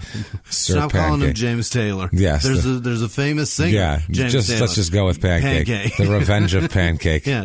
Don't besmirch James Taylor in this. God. It's Pancake. That's it right there. And his attorney is still saying this sentence is wrong. He wasn't in on the planning. This is ridiculous. He was just in the car, but it doesn't matter. So Richardson's on trial. Pancake flees the country. In Richardson's trial too, they showed the surveillance footage while he's beating someone while people are hacking at him and all sorts of shit like that, which is that's damning. Pretty damning, I would say. He also pleaded guilty to possession of an offensive weapon. He ended up having to plead on all this. He had previous convictions for public order and driving offenses, but Judge Nigel Gilmore, is everyone in your legal system named Nigel? Yeah. Everyone? Yeah. Holy fuck. If you come out and someone names you Nigel, they just stick a wig on your fucking head and push you off down to the, whatever the hell you call your courthouse. Whatever the legals. They give you a fucking... your magistrate emporium? I don't fucking know. A scholarship to the Magistrate Emporium. That's it. That's what you get. All Nigels. All Nigels. That's it. They're all in brown jackets. Why is it with patches? Stop it with the brown. Yeah, Knock too much it off brown. with the fucking It's very brown. bleak over there. It's very cloudy. Yeah. It's, they don't know any better. There's a lot of brown in the fashion. A lot of brown. So Judge Nigel Gilmore said, quote, "There is nothing in your record to suggest you would do something so criminal and stupid. You are now paying the price for that stupidity." And he says, "You, sir, may fuck off. 8 years and 4 months in prison with that." He also had an offensive weapon. He had an offensive weapon, a tire thing while he's beating people. Those hairy like dildos are flying off the shelf. That's absolutely right. One. The police inspector said, "In particular, I'm looking to speak with the 32-year-old James Taylor from Kirkdale or anyone who knows of his whereabouts to come forward, as we believe he may have information that can assist us with our inquiry." In other words, we'd like to cuff him to a chair and beat him with a billy club for a little while until he tells us what he did wrong. Right. That's what happened there. So July of 2013, Pancake is one of the most wanted people on the police's list over there here. There's rumors everywhere about where he is, because it's kind of like when Whitey Bulger disappeared, except, not Whitey Bulger, not the head of a national criminal syndicate, kind of just bodies everywhere. More like a Liverpool street gangster. Right. But anyway, either way, people say that they think he's in the Caribbean. Pancake. You tried, Pancake. They say that they think he's in the Caribbean, in the Canary Islands, possibly. That people think that they don't know where he is, but then they actually finally find out where he is. He's been living in Amsterdam. Not the Canary Islands. Not the Canary Islands. Nowhere near the Canary Islands. Amsterdam, in a neighborhood which is nicknamed Little Liverpool. So he even hung out where all the other English people were, which is the dumb shit thing to do. You're not Whitey Bulger, sir. Nope, I would Whitey say Bulger not. hid in plain sight in L.A., for fuck's sake. Yeah, right on the beach, just walking around back and forth. Walking a tiny dog and all that shit. So that's it. So he's leaving the gym one day, getting back on his bicycle. It's a hardcore street gang. Imagine. Okay. I don't think Whitey ever rode a bicycle. No. Picture John Gotti on a 10-speed. I just want you to picture that. See him on a Huffy. Hey, this is fucking great. Hey, this is fucking fun. Check out my fucking streamers. Imagine this. Hey, look at this fucking, they're blowing in the fucking wind, Frankie. Come on. Hey. I got so much money, I put a Joe DiMaggio in the fucking spokes. Look at that. The bull likes bicycling too. Hey, you know what, guys? Tonight we were going to hijack that truck. We had that heist plan. We were going to kill that other fucking guy. Let's just go to the park and ride around it 3-4 times. What do you guys say? This is too much fucking fun. You know what I mean? What do you say? We'll get ice cream from the fucking ice cream man. We'll sit around. I'll race you, Sammy. You want to race me? I'll race you to the end of the fucking block. This is the best. Here's a pack of tops. Put a few in your spokes. Hey, look at that. I'll flip you for the Willie Mays. All right. Everybody will hear us coming. Hey, this is going to be beautiful. Imagine this. No, European overlord should not ride fucking bicycles. I don't care if it's Europe or not. In a shark skin suit. Oh my, yeah, that's a perfectly coiffed hair, $1,000 shoes on, just riding a bicycle. Hey, this is fucking fantastic. All right, tie, streamers and a Daryl Strawberry. In you the know it. I want it. Pocket square, kicking, fucking just looking sharp as shit. On a fucking bicycle. It's on a bicycle. All right. I heard there's 58 miles of trails in the park. Let's go. It's so funny. You see all that surveillance footage of like Little Italy when they would show like the Gotti and Sammy Gravano walking around. Right. You never saw anybody ride up on a bicycle ringing the bell. Ring, ring. Hey, guys, who we hijacking today? Ring, ring. No. The most non-threatening gangster vehicle of all time. So Pancake is on a bicycle. Pancake who rides a bicycle is the hardest they have to offer. This is why we can't ever go to England now, or at least Liverpool, because this guy's going to kill us. And we're going to be on a bicycle somewhere. Yeah, that's what's going to happen. We're going to get thrown in a river attached to a bicycle. So apparently this gangster here, Taylor, gets captured as he's getting on a bicycle by the Dutch SWAT team. Okay. Dutch SWAT team jumps on him. Hear them coming from their wooden shoes, too. There's several reports that he pissed himself on here. Really? So we don't know if that's just the cops fucking with him. He is so gangster. So far, he's a European overlord, but his name is Pancake and he rides a bicycle and pisses himself. So this is what I mean why we don't respect your organized crime. Do you understand where we're coming from now? I'm sorry. God damn it. John Gotti never pissed his pants. John Gotti never pissed his pants, especially he never got off a bicycle to do it, especially. Hang on, guys. Hold on. I don't want to get pissed on my Huffy seat. Let me get down quick. That's never happened. Unbelievable. Oh, fuck, man. That's the best. So apparently, yeah, that's what ends up happening. They said they tracked him down. He was tracked down by Britain's Serious Organized Crime Agency. Jeez. That's what I mean. Like They took it dead serious. Dead serious for a man who rides a bicycle. I'm not sure here. He's forced face down and handcuffed by Dutch cops. A source there, one of the police sources said, quote, "For all his hard man image, his reaction would indicate he was a very worried man." Yeah. Which is, I'd say, a polite way to say he pissed himself. Yeah. That's what a very worried man. Yeah. That's piss. Piss equals very worried. Yes. They found on him a handgun, $1,700 in euros, and he was living in a $2,150 pound a month. He had a lot of money. So he was doing well. He was living better than fucking most of the athletes we're talking about. What's this fuck in? Why can't I Lee? think? No, Whitey Bulger. Oh yeah, I think his rent was lower than that. Nah, he was living in Manhattan Beach. I think his rent was probably high. No, I think it was. Maybe it was Manhattan Beach. Yeah, I think he was down. He was in a nice area. Yeah, but either way, that's not bad. I mean, he's not living on somebody's futon. He's not living on a futon. He's doing $2,000 a month. He's doing well, and that's in euros. Yeah, so that's that's a lot. Yeah, it's $3,500 a month. There's $3,200, whatever the fuck the exchange rate is. It's a lot. It's a goddamn lot of fucking money. Why is he riding a bike? You cheap fuck. You idiot. So this was a joint operation between British people and the Amsterdam police, the Dutch SWAT team, all that. Yeah. He faces extradition from Holland, so he can stand trial for Lee Siner over here. He ends up consenting to his extradition and just flying back to the UK over there. They probably threatened to stick a wooden clog up his ass, and he's pissed himself again.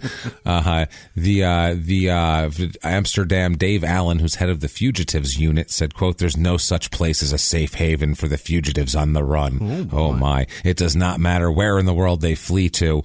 Jesus Christ. Somebody's played a lot of Carmen Sandiego. We have the expertise to track them down and bring them to the UK to face justice. Right. Damn it. He had been gone a while, though. It's been a couple of years since he's been gone, 3 years. 2013 in August, Pancake is in court. Pancake court here.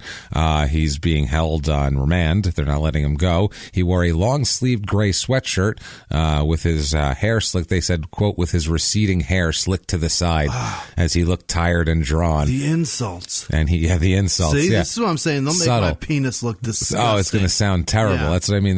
Wearing a long-sleeved gray sweatshirt with his receding hair slicked to the side. He looked tired and drawn as he pleaded guilty to wounding with intent to do grievous bodily harm and possession of an offensive weapon, namely a steering lock. Yeah. So that's his plea there. He pleads. Now, September of 2013, Lee's got some troubles of his own besides Pancake.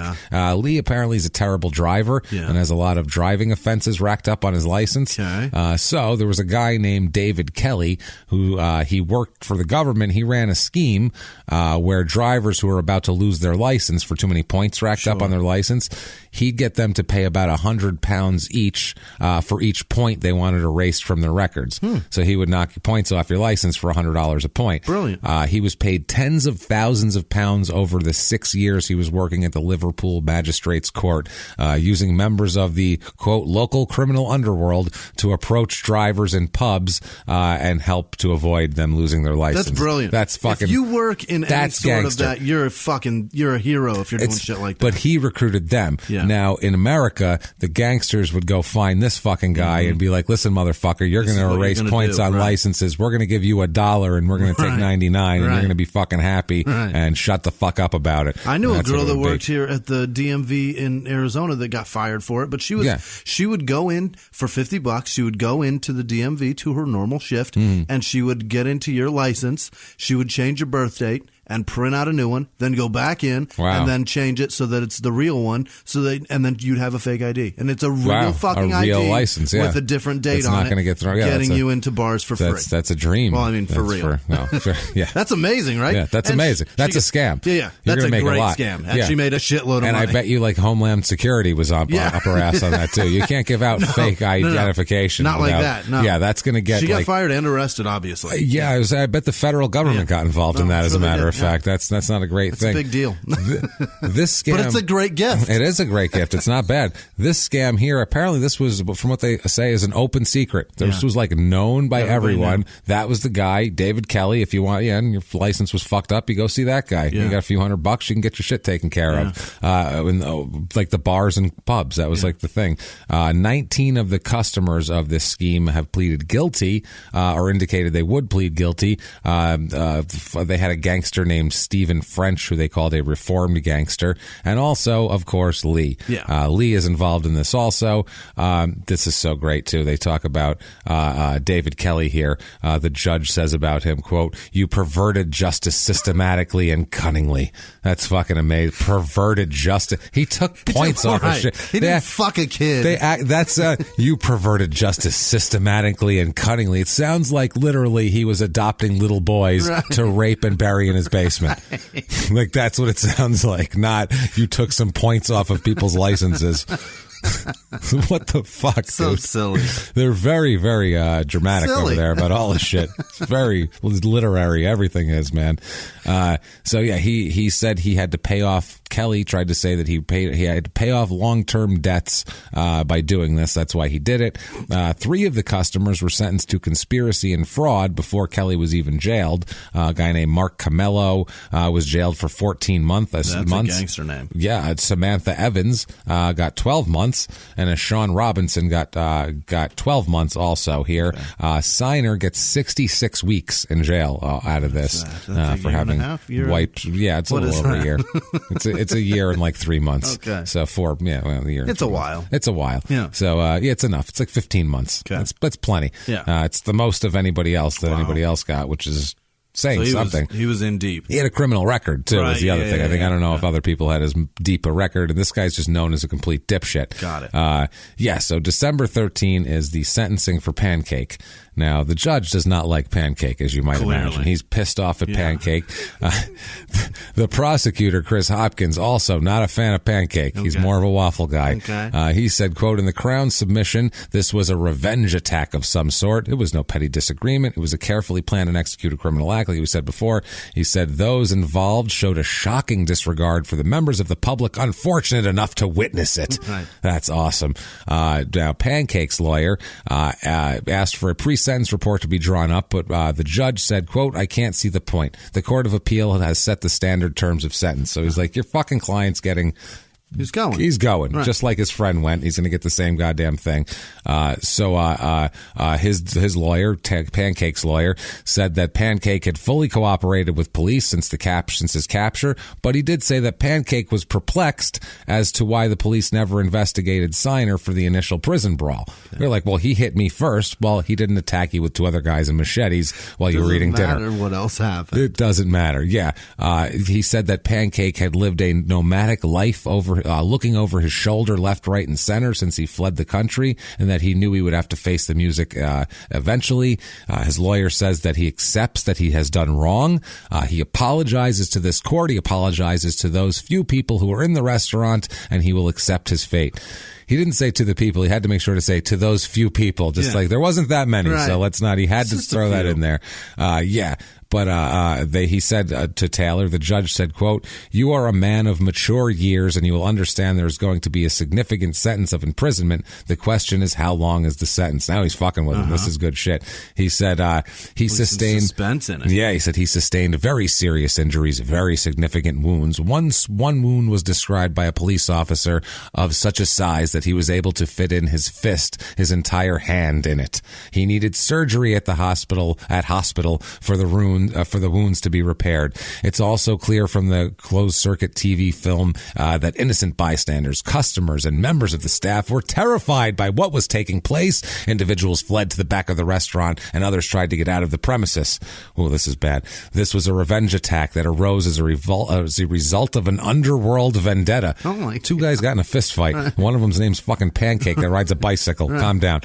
Quote, in those circumstances, there can be absolutely no justification for what, at all for what you did. There was clearly an incident at Garth Prison, involving you and Lee Siner. You have suggested that Mr. Siner assaulted you, and the prosecution say that, this is probably the reason this terrible attack occurred. You suggest in your letter that following the incident, there was further trouble with Mr. Siner, but the fact of the matter remains that it was you who decided to execute this attack. It was you who planned it. It was you who recruited to the others to assist. You, sir, may fuck off. 9.5 years in jail for him. So he gets 9.5. That is fucking steep. Not bad, not bad. Pancake gets 9.5 years, and then he says the court has got to make it clear that revenge attacks such as this, due to an underworld vendetta, simply will not be tolerated in this courtroom. They're not taking it. He's not taking this shit. They said that they worked tirelessly to track down Pancake, and they couldn't fucking find him. And they reiterate that you don't run from us, motherfuckers, because we'll track your ass down until you piss your pants. Yes. They also said, the judge also said, quote, this is great. I also hope that the sentence brings some sort of form of closure for the victim, the restaurant staff, and the owners and members of the public who were there the night of the offense. This may have been a very distressing experience for them, and I hope they feel some sense of justice now that Taylor's been jailed. Yeah. What do you think? Siner feels justice that Pancake's put away? I don't think so. And the magistrate left the courtroom to D. Snyder and Twisted Sisters. We're not going to take it. That's it. That's what he did. We're going to take it. So yeah. By the way, Richardson had his sentence knocked from 8 years and 4 months to 8 years on appeal. Oh, so he got 4 months knocked off. 4 months for free. This probably took him 6 months to get 4 months knocked off on appeal. Now, this article is very interesting, not just because of Pancake and Pancake's trial and just the trials and tribulations of Pancake in general, but this article has one comment on it. This is in a UK publication, by the way. Not American. Right. It has one comment on it, just one. And it is, and I quote, "My name is Stevie Glasspool." He puts his name in. It's a woman. Oh, okay. I am writing to request to have the slanderous article written about me in 2013 removed and taken down from the internet. If needed, I can provide you with a certified disposition clearing my name. Please remove the article before other actions are pursued. I would be more than happy to provide you with the documentation. Thanks, Stevie Glasspool. All right, Stevie. So who the fuck? Obviously, I'm reading this and I'm like, rabbit hole. Who the fuck is Stevie Glasspool, and what slanderous article have they written about this poor person? So I Google search Stevie Glasspool, and what do I find? Probably not a very sympathetic person. I find it's a, quote, South Florida teacher who was arrested after allegedly soliciting sex from at least 4 students online.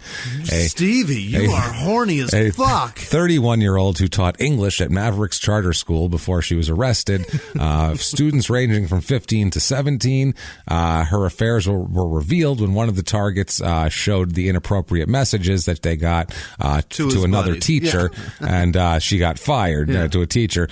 She then got hired by another school and worked the first 4 days of her new school before then having the police come in and arrest her for what she did at her last school.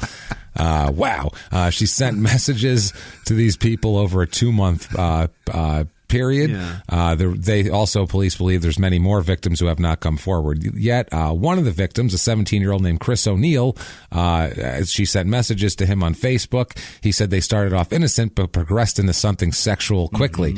She sent him messages saying, Jimmy, put it away, Jimmy. He's going to start slow talking. Let's go. She said things like, quote, "You should spend the night. You will be graded on your performance." This is the teacher. Yeah. And even promising marijuana to lure him there. Her.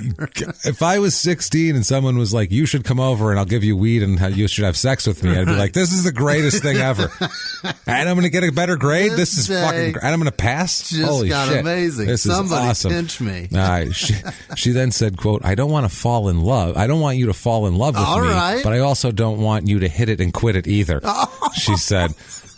She's even got high school terms down. This is great. She also, he said that she seemed to get irrationally annoyed when he wouldn't immediately respond to her messages. Just a woman, sir. He said, quote, it would be, quote, hi, hey, hi, why aren't you answering me? Are you mad at me? What did I say? It was just pathetic. This is a 17-year-old kid saying this about a grown woman. It was just pathetic. He said he liked the attention at first, but then when he found out that she propositioned another 15-year-old, he said that he knew quite, quote, something's, quote, not right in her head. His father, Frank O'Neill, was equally shocked after he got done high-fiving his son. He said, quote, it just disgusted me. It made me so sick. Yes, son, down low. Out of camera range. There you go. It made me around the back, down low. That's it. Back to the side. Secret handshake and shit. Took him out for ice cream. It made me so sick to my stomach. Who can you trust? Because I always put teachers up there with policemen, firefighters, role models. The student turned her in, and now she's being charged with soliciting a child for unlawful sexual conduct. O'Neill, the child, said he doesn't feel bad about reporting the teacher. He said, quote, this lady is just a whack job. Whatever happens to her, and I have no remorse for anything. Okay. The other, they did a background check and all this. He's just mad he got cheated on. That's all it was. Yeah. He was jealous. He's just pissed. He's like, oh shit, she's fucking other kids. She's fucking a dude younger than that me? guy.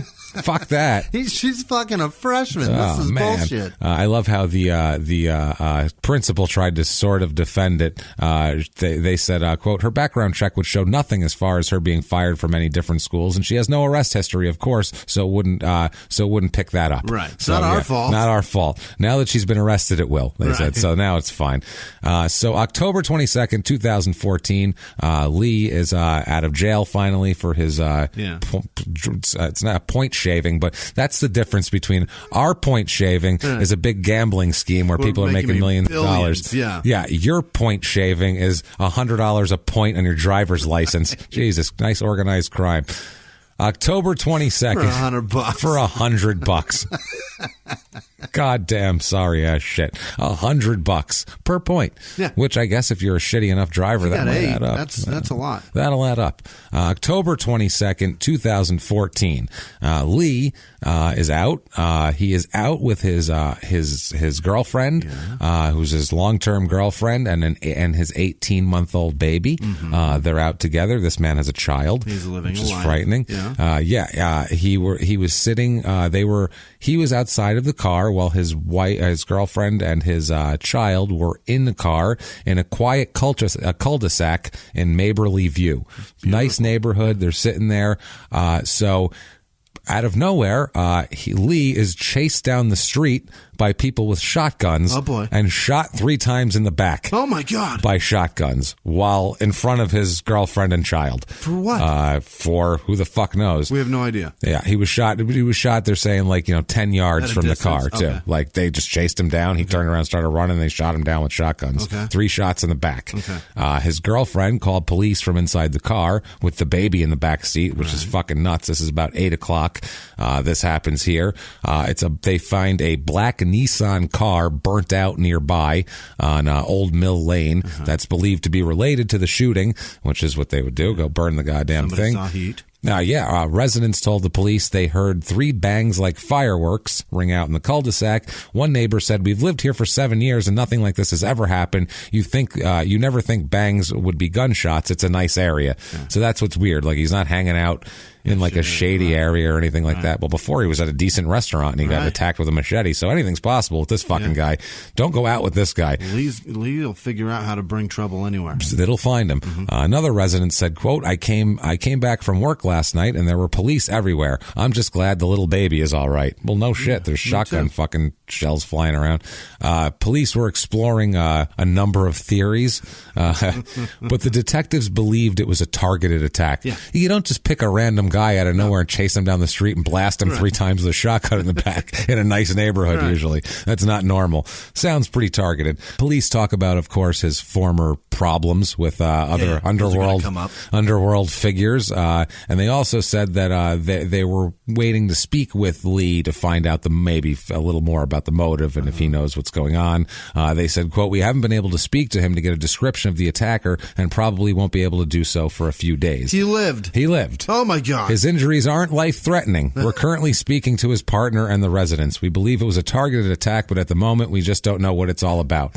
I do. Lee I think is the luckiest son of a bitch he's on been earth. stabbed, hacked, shot 3 times with a shotgun in the back in the streets, which is crazy. With the club? A source said, quote, "There's been some trouble for some time now between Signer and a couple of Liverpool's major players." Yeah, no shit. Yeah. The police stepped up patrols in the area and did house-to-house inquiries to figure it out. The shotgun has never been recovered. Never. They found the car, but not the shotgun. October 23rd, 2014, he's still too ill to be interviewed by police in the hospital, because he's been shot multiple times in the back. So he's there. This is the best. They're trying to figure out what happened, and he won't talk because he's saying he's too sick. So they're talking to other people. They talk to a Liverpool kind of a street guy who knows shit. Yeah. And this guy has a great fucking line. He says, quote, "This wasn't a warning shot. They've shot at his back. If they wanted to issue a warning, the gunman would have gone for his legs." Well then, isn't that nice? Is that where it is? Is that the code? Is that the? Oh, it must be a warning. They just took my kneecaps have just been shot. It's no big deal. It's just a warning. No problem. My kneecaps. No, it's just a scratch. That's the other thing in America. Hospital. Warning shots go in the air. Yeah, there's in the knees. Yeah. They've shot at his back. That's my favorite line. That wasn't a warning shot. They shot at his back. Well, no shit. That's where fucking organs are. Yeah. That's a bad thing. They need a few more days before they get to talk to him. They don't know when they're going to be able to talk to him. But they do say that even before this happened, after Pancake went to prison, they still were trying to get him to leave the city. Yeah. And then they even offered him protection. Like, we'll help you leave the city and we'll protect you. And he said, nah, fuck off. Don't care. I'll just get shot in the back again. Whatever. So he's shot in the back. Obviously, they're thinking it's probably linked to that. Pancake, So February 2015, he's finally being released from the hospital. Okay. So he's in for that long. He still is a long way from full health. He's recovering, receiving ongoing rehab care in an outpatient deal. Finally makes a statement, says he doesn't know who did it, just says what happened. Basically, I ran away and guy shot at me. Right. That was it. So finally, he recovers in 2015, spends 2015 getting medically fit and everything like that. He's got a girlfriend. He's got a young child. Yeah. I mean, almost 2-year-old child. Right. So, I mean, it's time to chill the fuck out at this point, right? Change your lifestyle. I think you better be good now, right? So 2016, he flags down police. Yeah. He's out on the sidewalk. Yeah. He's out on the sidewalk. Police are driving by. Yeah. No interest in him. Right. He's just out on the sidewalk. No one called the cops on him. Nothing like that. He flags down the police, waves at them. They pull over thinking there's some kind of problem. They say, "What's the problem?" He says, "I've been on a bender." That's Lee's line to the police. They're he needs police because he's been on a bender. They're like, all right, okay. I've been on a bender. Then they say he was slurring his words, grinding his teeth, and sweating profusely. Okay, tell us more. When they talk to him. Yeah. He's on a lot of coke. Yeah. So without being, they're just talking to him, just like, "You all right, buddy?" And he's like, I've been on a bender. Out of nowhere, just after 30 seconds, he just pulls out a bag of white powder and hands it to them and says, "Here's cocaine." They just take it from them. They're like, okay. They were just driving by. Yeah. They had no interest in him. And he stops them to say, "I have drugs on me. Here, take it." So they were like, "Okay, where'd you get it?" And he just said he bought it off some lad for $50, which is very polite. Yeah. Some lad. Yeah. I never called a coke dealer or any other dealer some lad here. He said he bought it off some lad for $50. So they arrest him. Yeah. Like fucking, which is hilarious. Yeah. They should have just dumped it out on the ground and been like, "Dude, don't stop fucking with us. Please, where do you live? Where do you live, dude? You're a mess. Yeah. You're clearly not in your right state of mind. You just stopped us and handed us cocaine. You're a father. You have children? Let me see your wallet. Let me see your phone. Are there pictures of kids in there? Fuck, God damn it. It better be yours." So the prosecutors told the court, officers on mobile patrol were traveling down Holt Road when they were flagged down by Lee Signer, who wanted to report an incident that happened nearby. He was heavily intoxicated and slurring his speech, and his clothes were disheveled. He was grinding his teeth, and officers noticed fresh cuts on his hands and knuckles. He's still got He's so fucking over cut 30 up. with children. Yeah. He's got a child. Quote, the defendant remained with the vehicle while other officers went to check what happened. He said he'd been on a bender for a few days, taking cocaine and drinking whiskey. Okay. So he's had quite the weekend, I feel like. Fun. Yeah, right? That's not bad. They said he looked disheveled and had been on a 2-day cocaine and whiskey bender, which is fucking awesome. They said that Ian Taylor, his lawyer, said that he told the court that he had Steiner referred himself for drug and alcohol counseling and wants to, quote, fully cooperate with the police. Okay. I would say that's the most cooperative anyone could be, to flag you down and tell you that you have drugs on you. That's you can't do a cop's job more for him than that. You don't even have to find it. I'm going to cooperate with them. I've given them my drugs, and now I'm going to do the paperwork for them. Yeah, we'll do that. I went and took my own picture and gave them my own fingerprints, and now I'm going to... That's what's going to happen. Now I'm going to do the paperwork, and I'm going to tell myself to fuck off. Yeah, fuck off. I'm going to go fuck off now. How's that? So he says that the lawyer also says, I hesitate to say, this is great, because in this country, we don't... If there's ever an opening, we don't hesitate to say. We're like, hey, motherfucker, you're an idiot, and this is why I'm going to drive a truck through your bullshit. Right. He says, I hesitate to say that if he had never flagged down the officers, he would never have come to the attention of the police. In other words, he really kind of did this to himself. It's not like they had to go find him. Right. Here, they'd be like, look, number one, my client went to them, okay? Right. They didn't fucking come to him. They're like, I hesitate to be impolite for one moment here. I'm not hesitating on shit. Listen, he gave you everything that you have. Don't throw the book at him. But he's fined 100 pounds when he appears in court. So that's not bad. That's all he gets for it. 100 pounds. City magistrates also ordered him to pay £85 prosecution costs and $20 victim surcharge after he admitted possession of a Class A drug. So he's $205 in the hole, and then the $50. And then the $50. It's fucked up, man. He's fucking confused. Yeah. The fucked up part about him is like all of this, you would think this guy would go home and never come out of his house at this point. Hole up with his girlfriend and his baby and never fucking leave. Nope. Out on the streets fucking immediately, bloody knuckled, just fucking walking around. The weird part is, too, like, he's from this area, but he walks into a neighborhood he's not familiar with. It's very odd. And there's a different kind of gangster there, and he runs into a different kind of guy. He runs into Estevez Jones, MMA fighter and 70s blaxploitation film villain. Jesus, that's hard to say. And he says...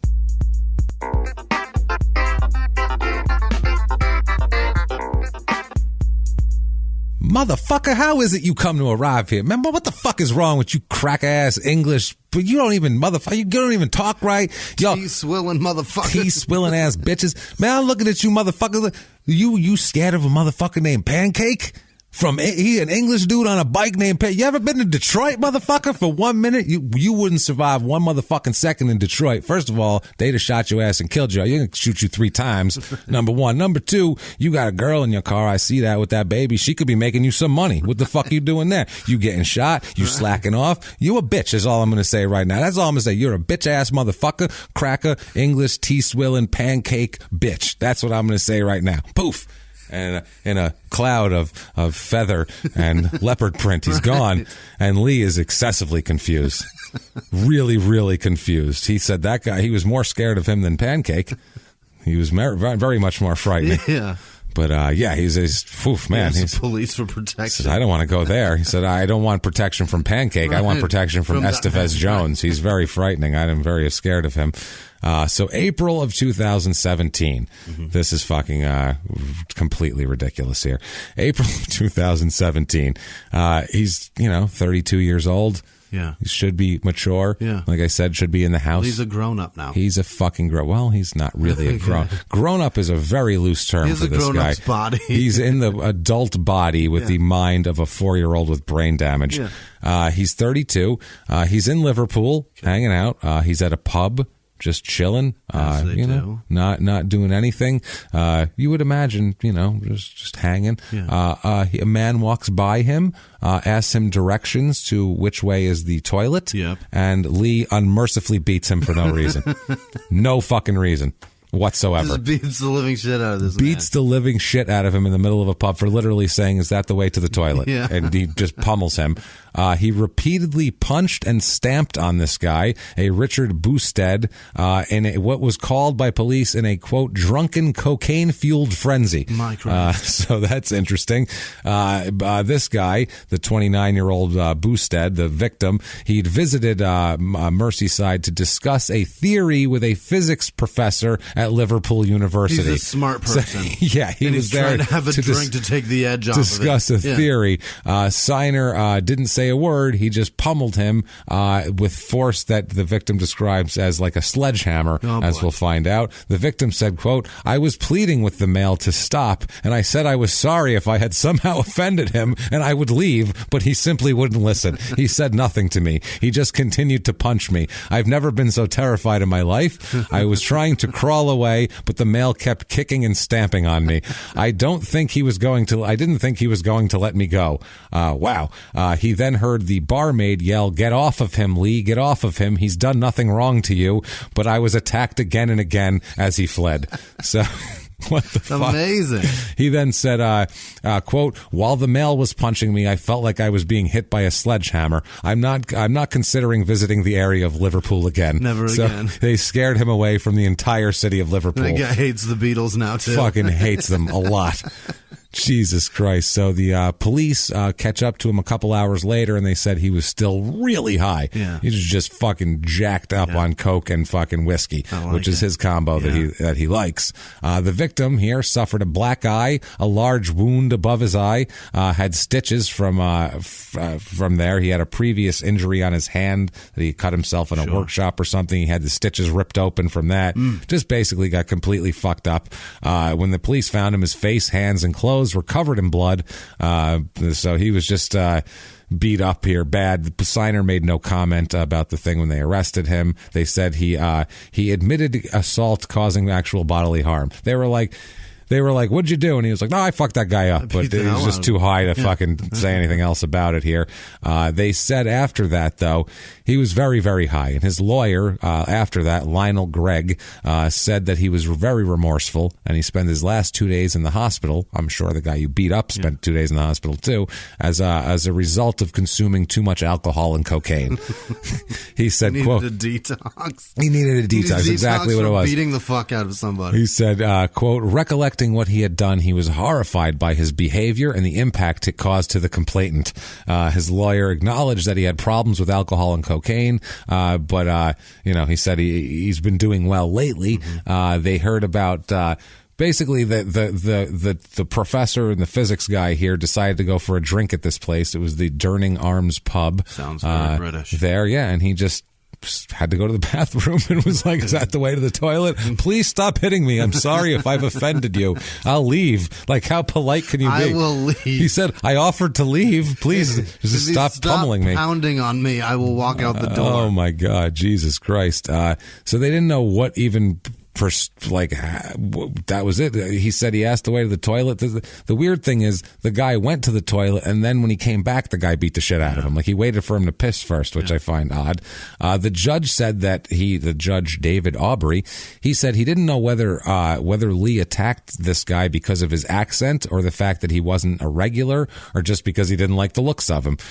He says the judge says any theory he had been discussing that day with a professor, he was now to experience reality and the ugly side of life with that respect.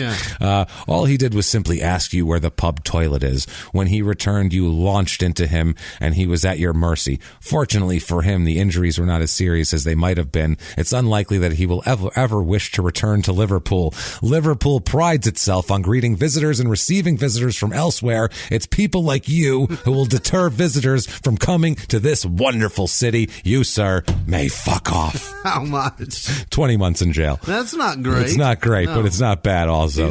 He's out. He's going to be out and free to go beat the 20 shit months. So else. yeah, he'll do 10 months and he'll be gone. Yeah. I mean, Jesus Christ, that's just a fucking out of nowhere. Just attack a man for asking for the toilet. Hey, theory man, you got any theories of why this guy beat the piss out of you? Any theories about why when I stomp you with my foot, it actually, is that physics? Is there gravity involved in that? Why it hurts you so bad? Can you tell me that?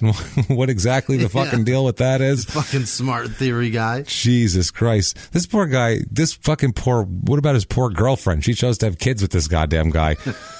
That's a bad choice. She's like, oh, Jesus, again, Lee? For fuck's sake. With the stomping? Stop. At least stay out if you're going to be gacked out of your mind for 2 days. Stay out of the house. You did that right. Stop getting arrested and fighting gangsters and getting shot in the streets and all that. I feel bad for this Boosted. I feel bad for the people of the city of Liverpool.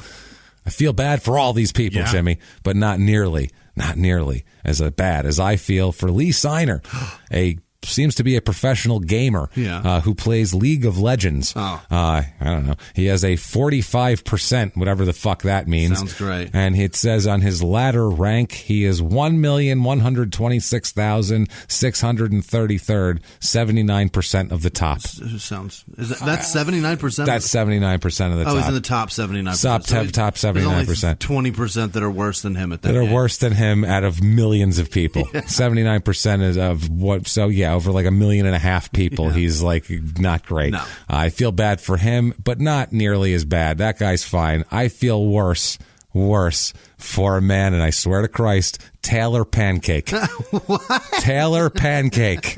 Not Pancake Taylor. Taylor Pancake is a lawyer. Oh, my God. He's the dorkiest looking son of a bitch, sure too. He is. Taylor C. Pancake. Is his middle name Ham? Is a C. I don't know. Taylor C. Pancake is a partner and business lawyer with Foley and Lardner LLP. He has experience in a wide variety of corporate law matters, including corporate formation, corporate operations and governance, finance, and other contract drafting.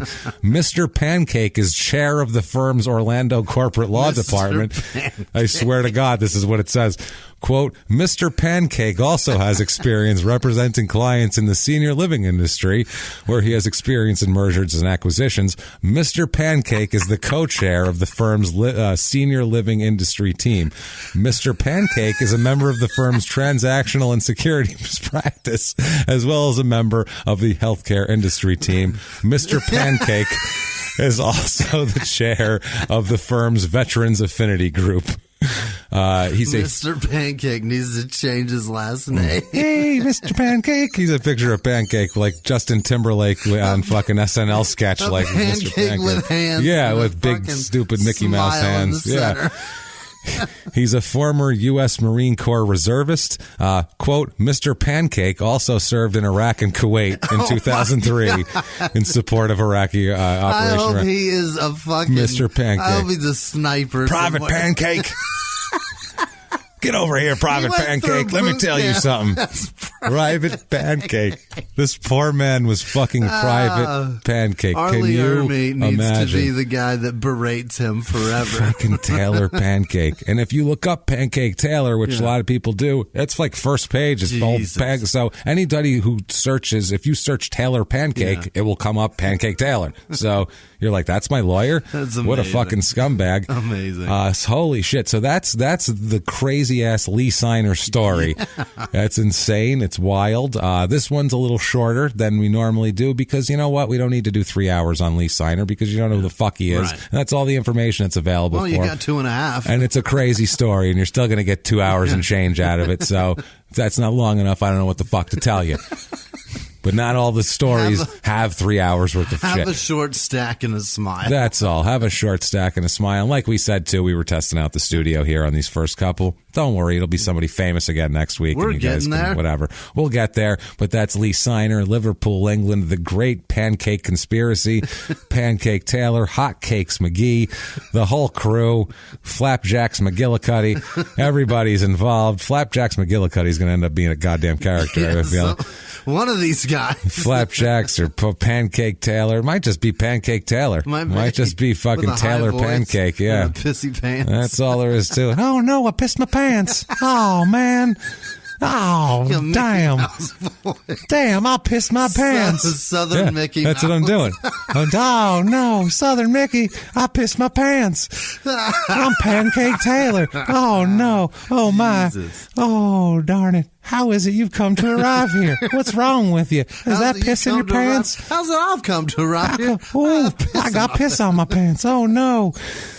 So that's Hilarious. this insane case. If you liked this, please go to iTunes. Give us 5 stars. It is just pertinent that you do that. It really, really helps us a lot on the business end. If you want to be a bigger hero than that, like this fine list of producers that we cannot live without, you can do that very easily by going over to patreon.com/crimeinsports or heading over to PayPal and using our email address, which is crimeinsports@gmail.com. You can make a one-time donation there, or if you want to buy merch and get links to these places to donate and anything you want to find out about us, you can do that over at shutupandgivememurder.com. Tour dates coming out end of the month. You bet. Keep an eye out for that. But never mind all that shit, because none of that matters. You're in a big city. We're coming to you. We're pretty much coming. We're going to like 18 places or something. So there's a lot, and a couple places you maybe wouldn't expect. Right. That I was like, we're going there. Why? All right, whatever. Well, Fine, let's go. That's cool. Yeah. So we're doing that. It's going to be a lot of fun.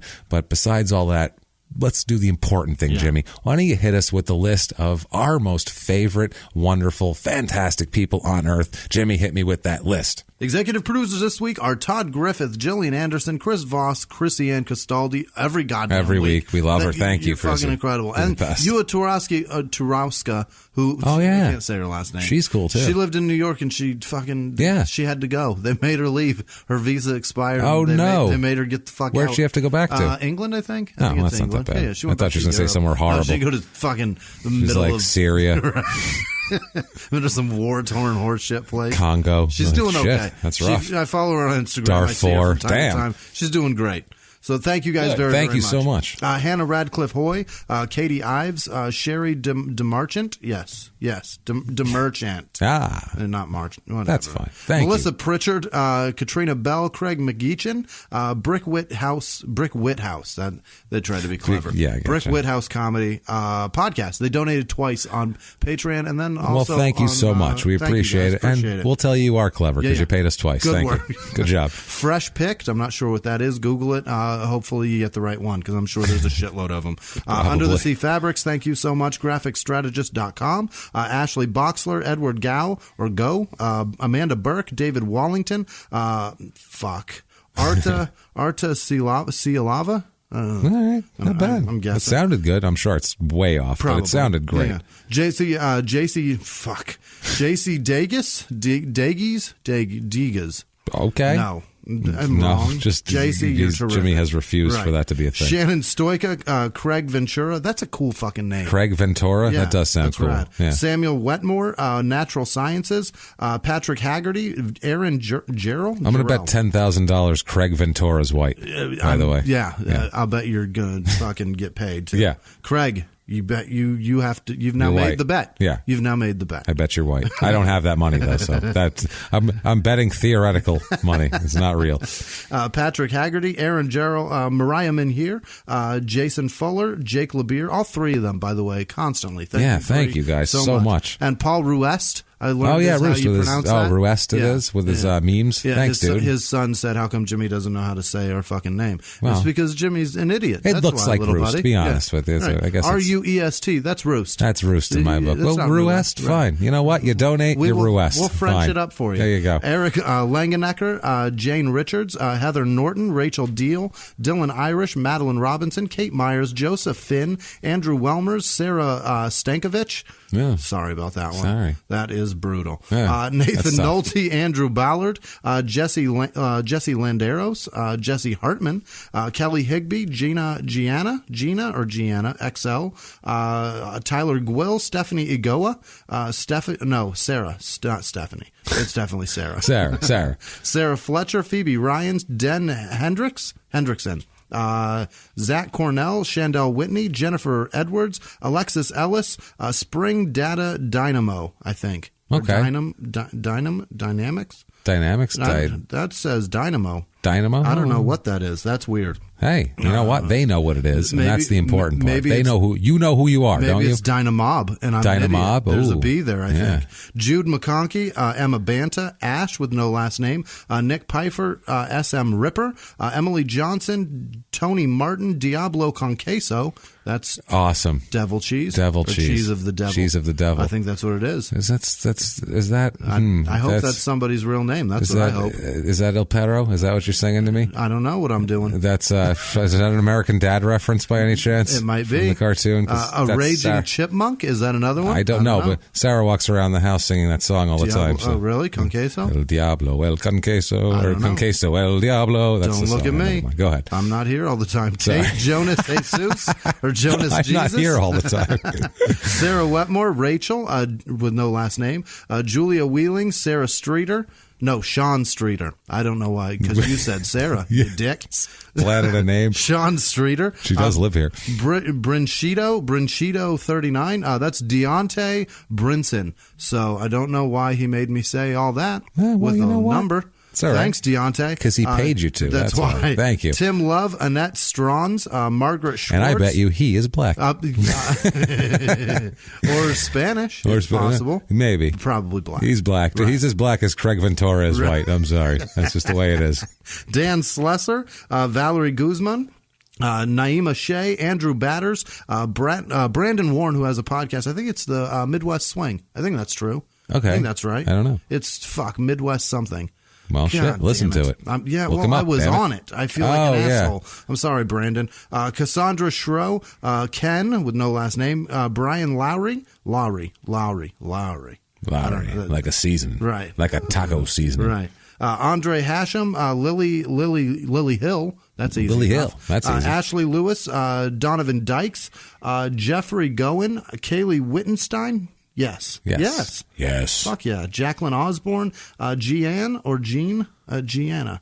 How do you spell? Jeanne. No.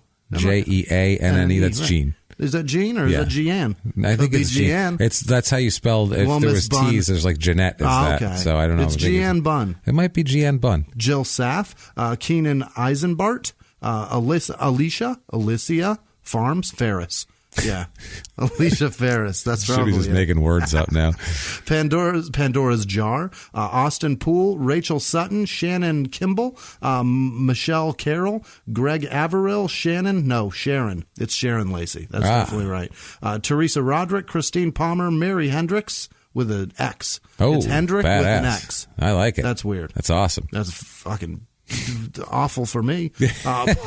Paul Barth, Shannon Jones, and Kelsey Munoz. Thank you guys so much for everything you do for us. Really? We can't do it without you. Awesome. And if your name began with an S today, I apologize because we fucking destroyed it. I but called thank you. everybody Sarah. Thank you guys so you guys much. Are amazing. Honestly, that you guys, like we said, you built the studio. Yep. You keep us going. Yep. Your donations mean the world to us because we use them for things like food and electricity. Yeah. So thank you guys so much for that and studio stuff.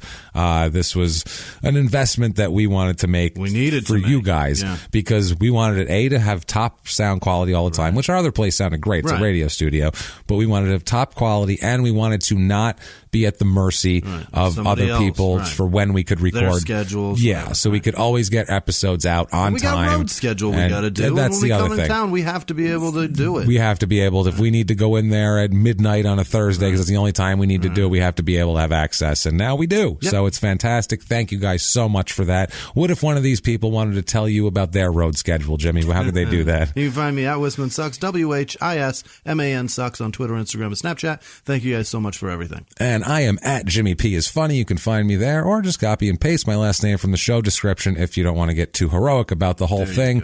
But besides all that, guys, this is the greatest thing that we get to say now because we say it all the time. For real. We've said it from the beginning, whether it was in an apartment or in somebody else's futon. It doesn't matter, but now we get to say it for real, live from the Crime and Sports Studios. We will see you next week. Bye.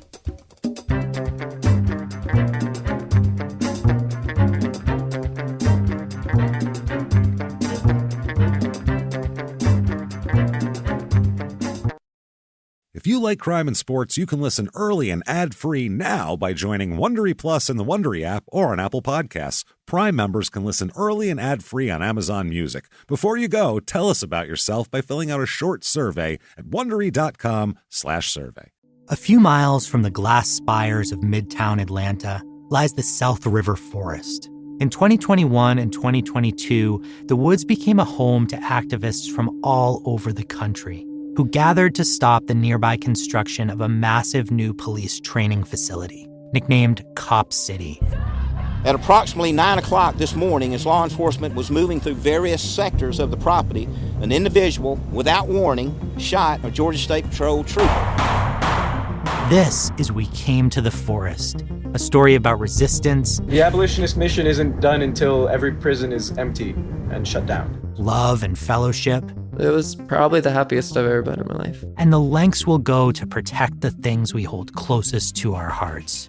Follow We Came to the Forest on the Wondery app or wherever you get your podcasts. You can binge all episodes of We Came to the Forest early and ad-free right now by joining Wondery Plus.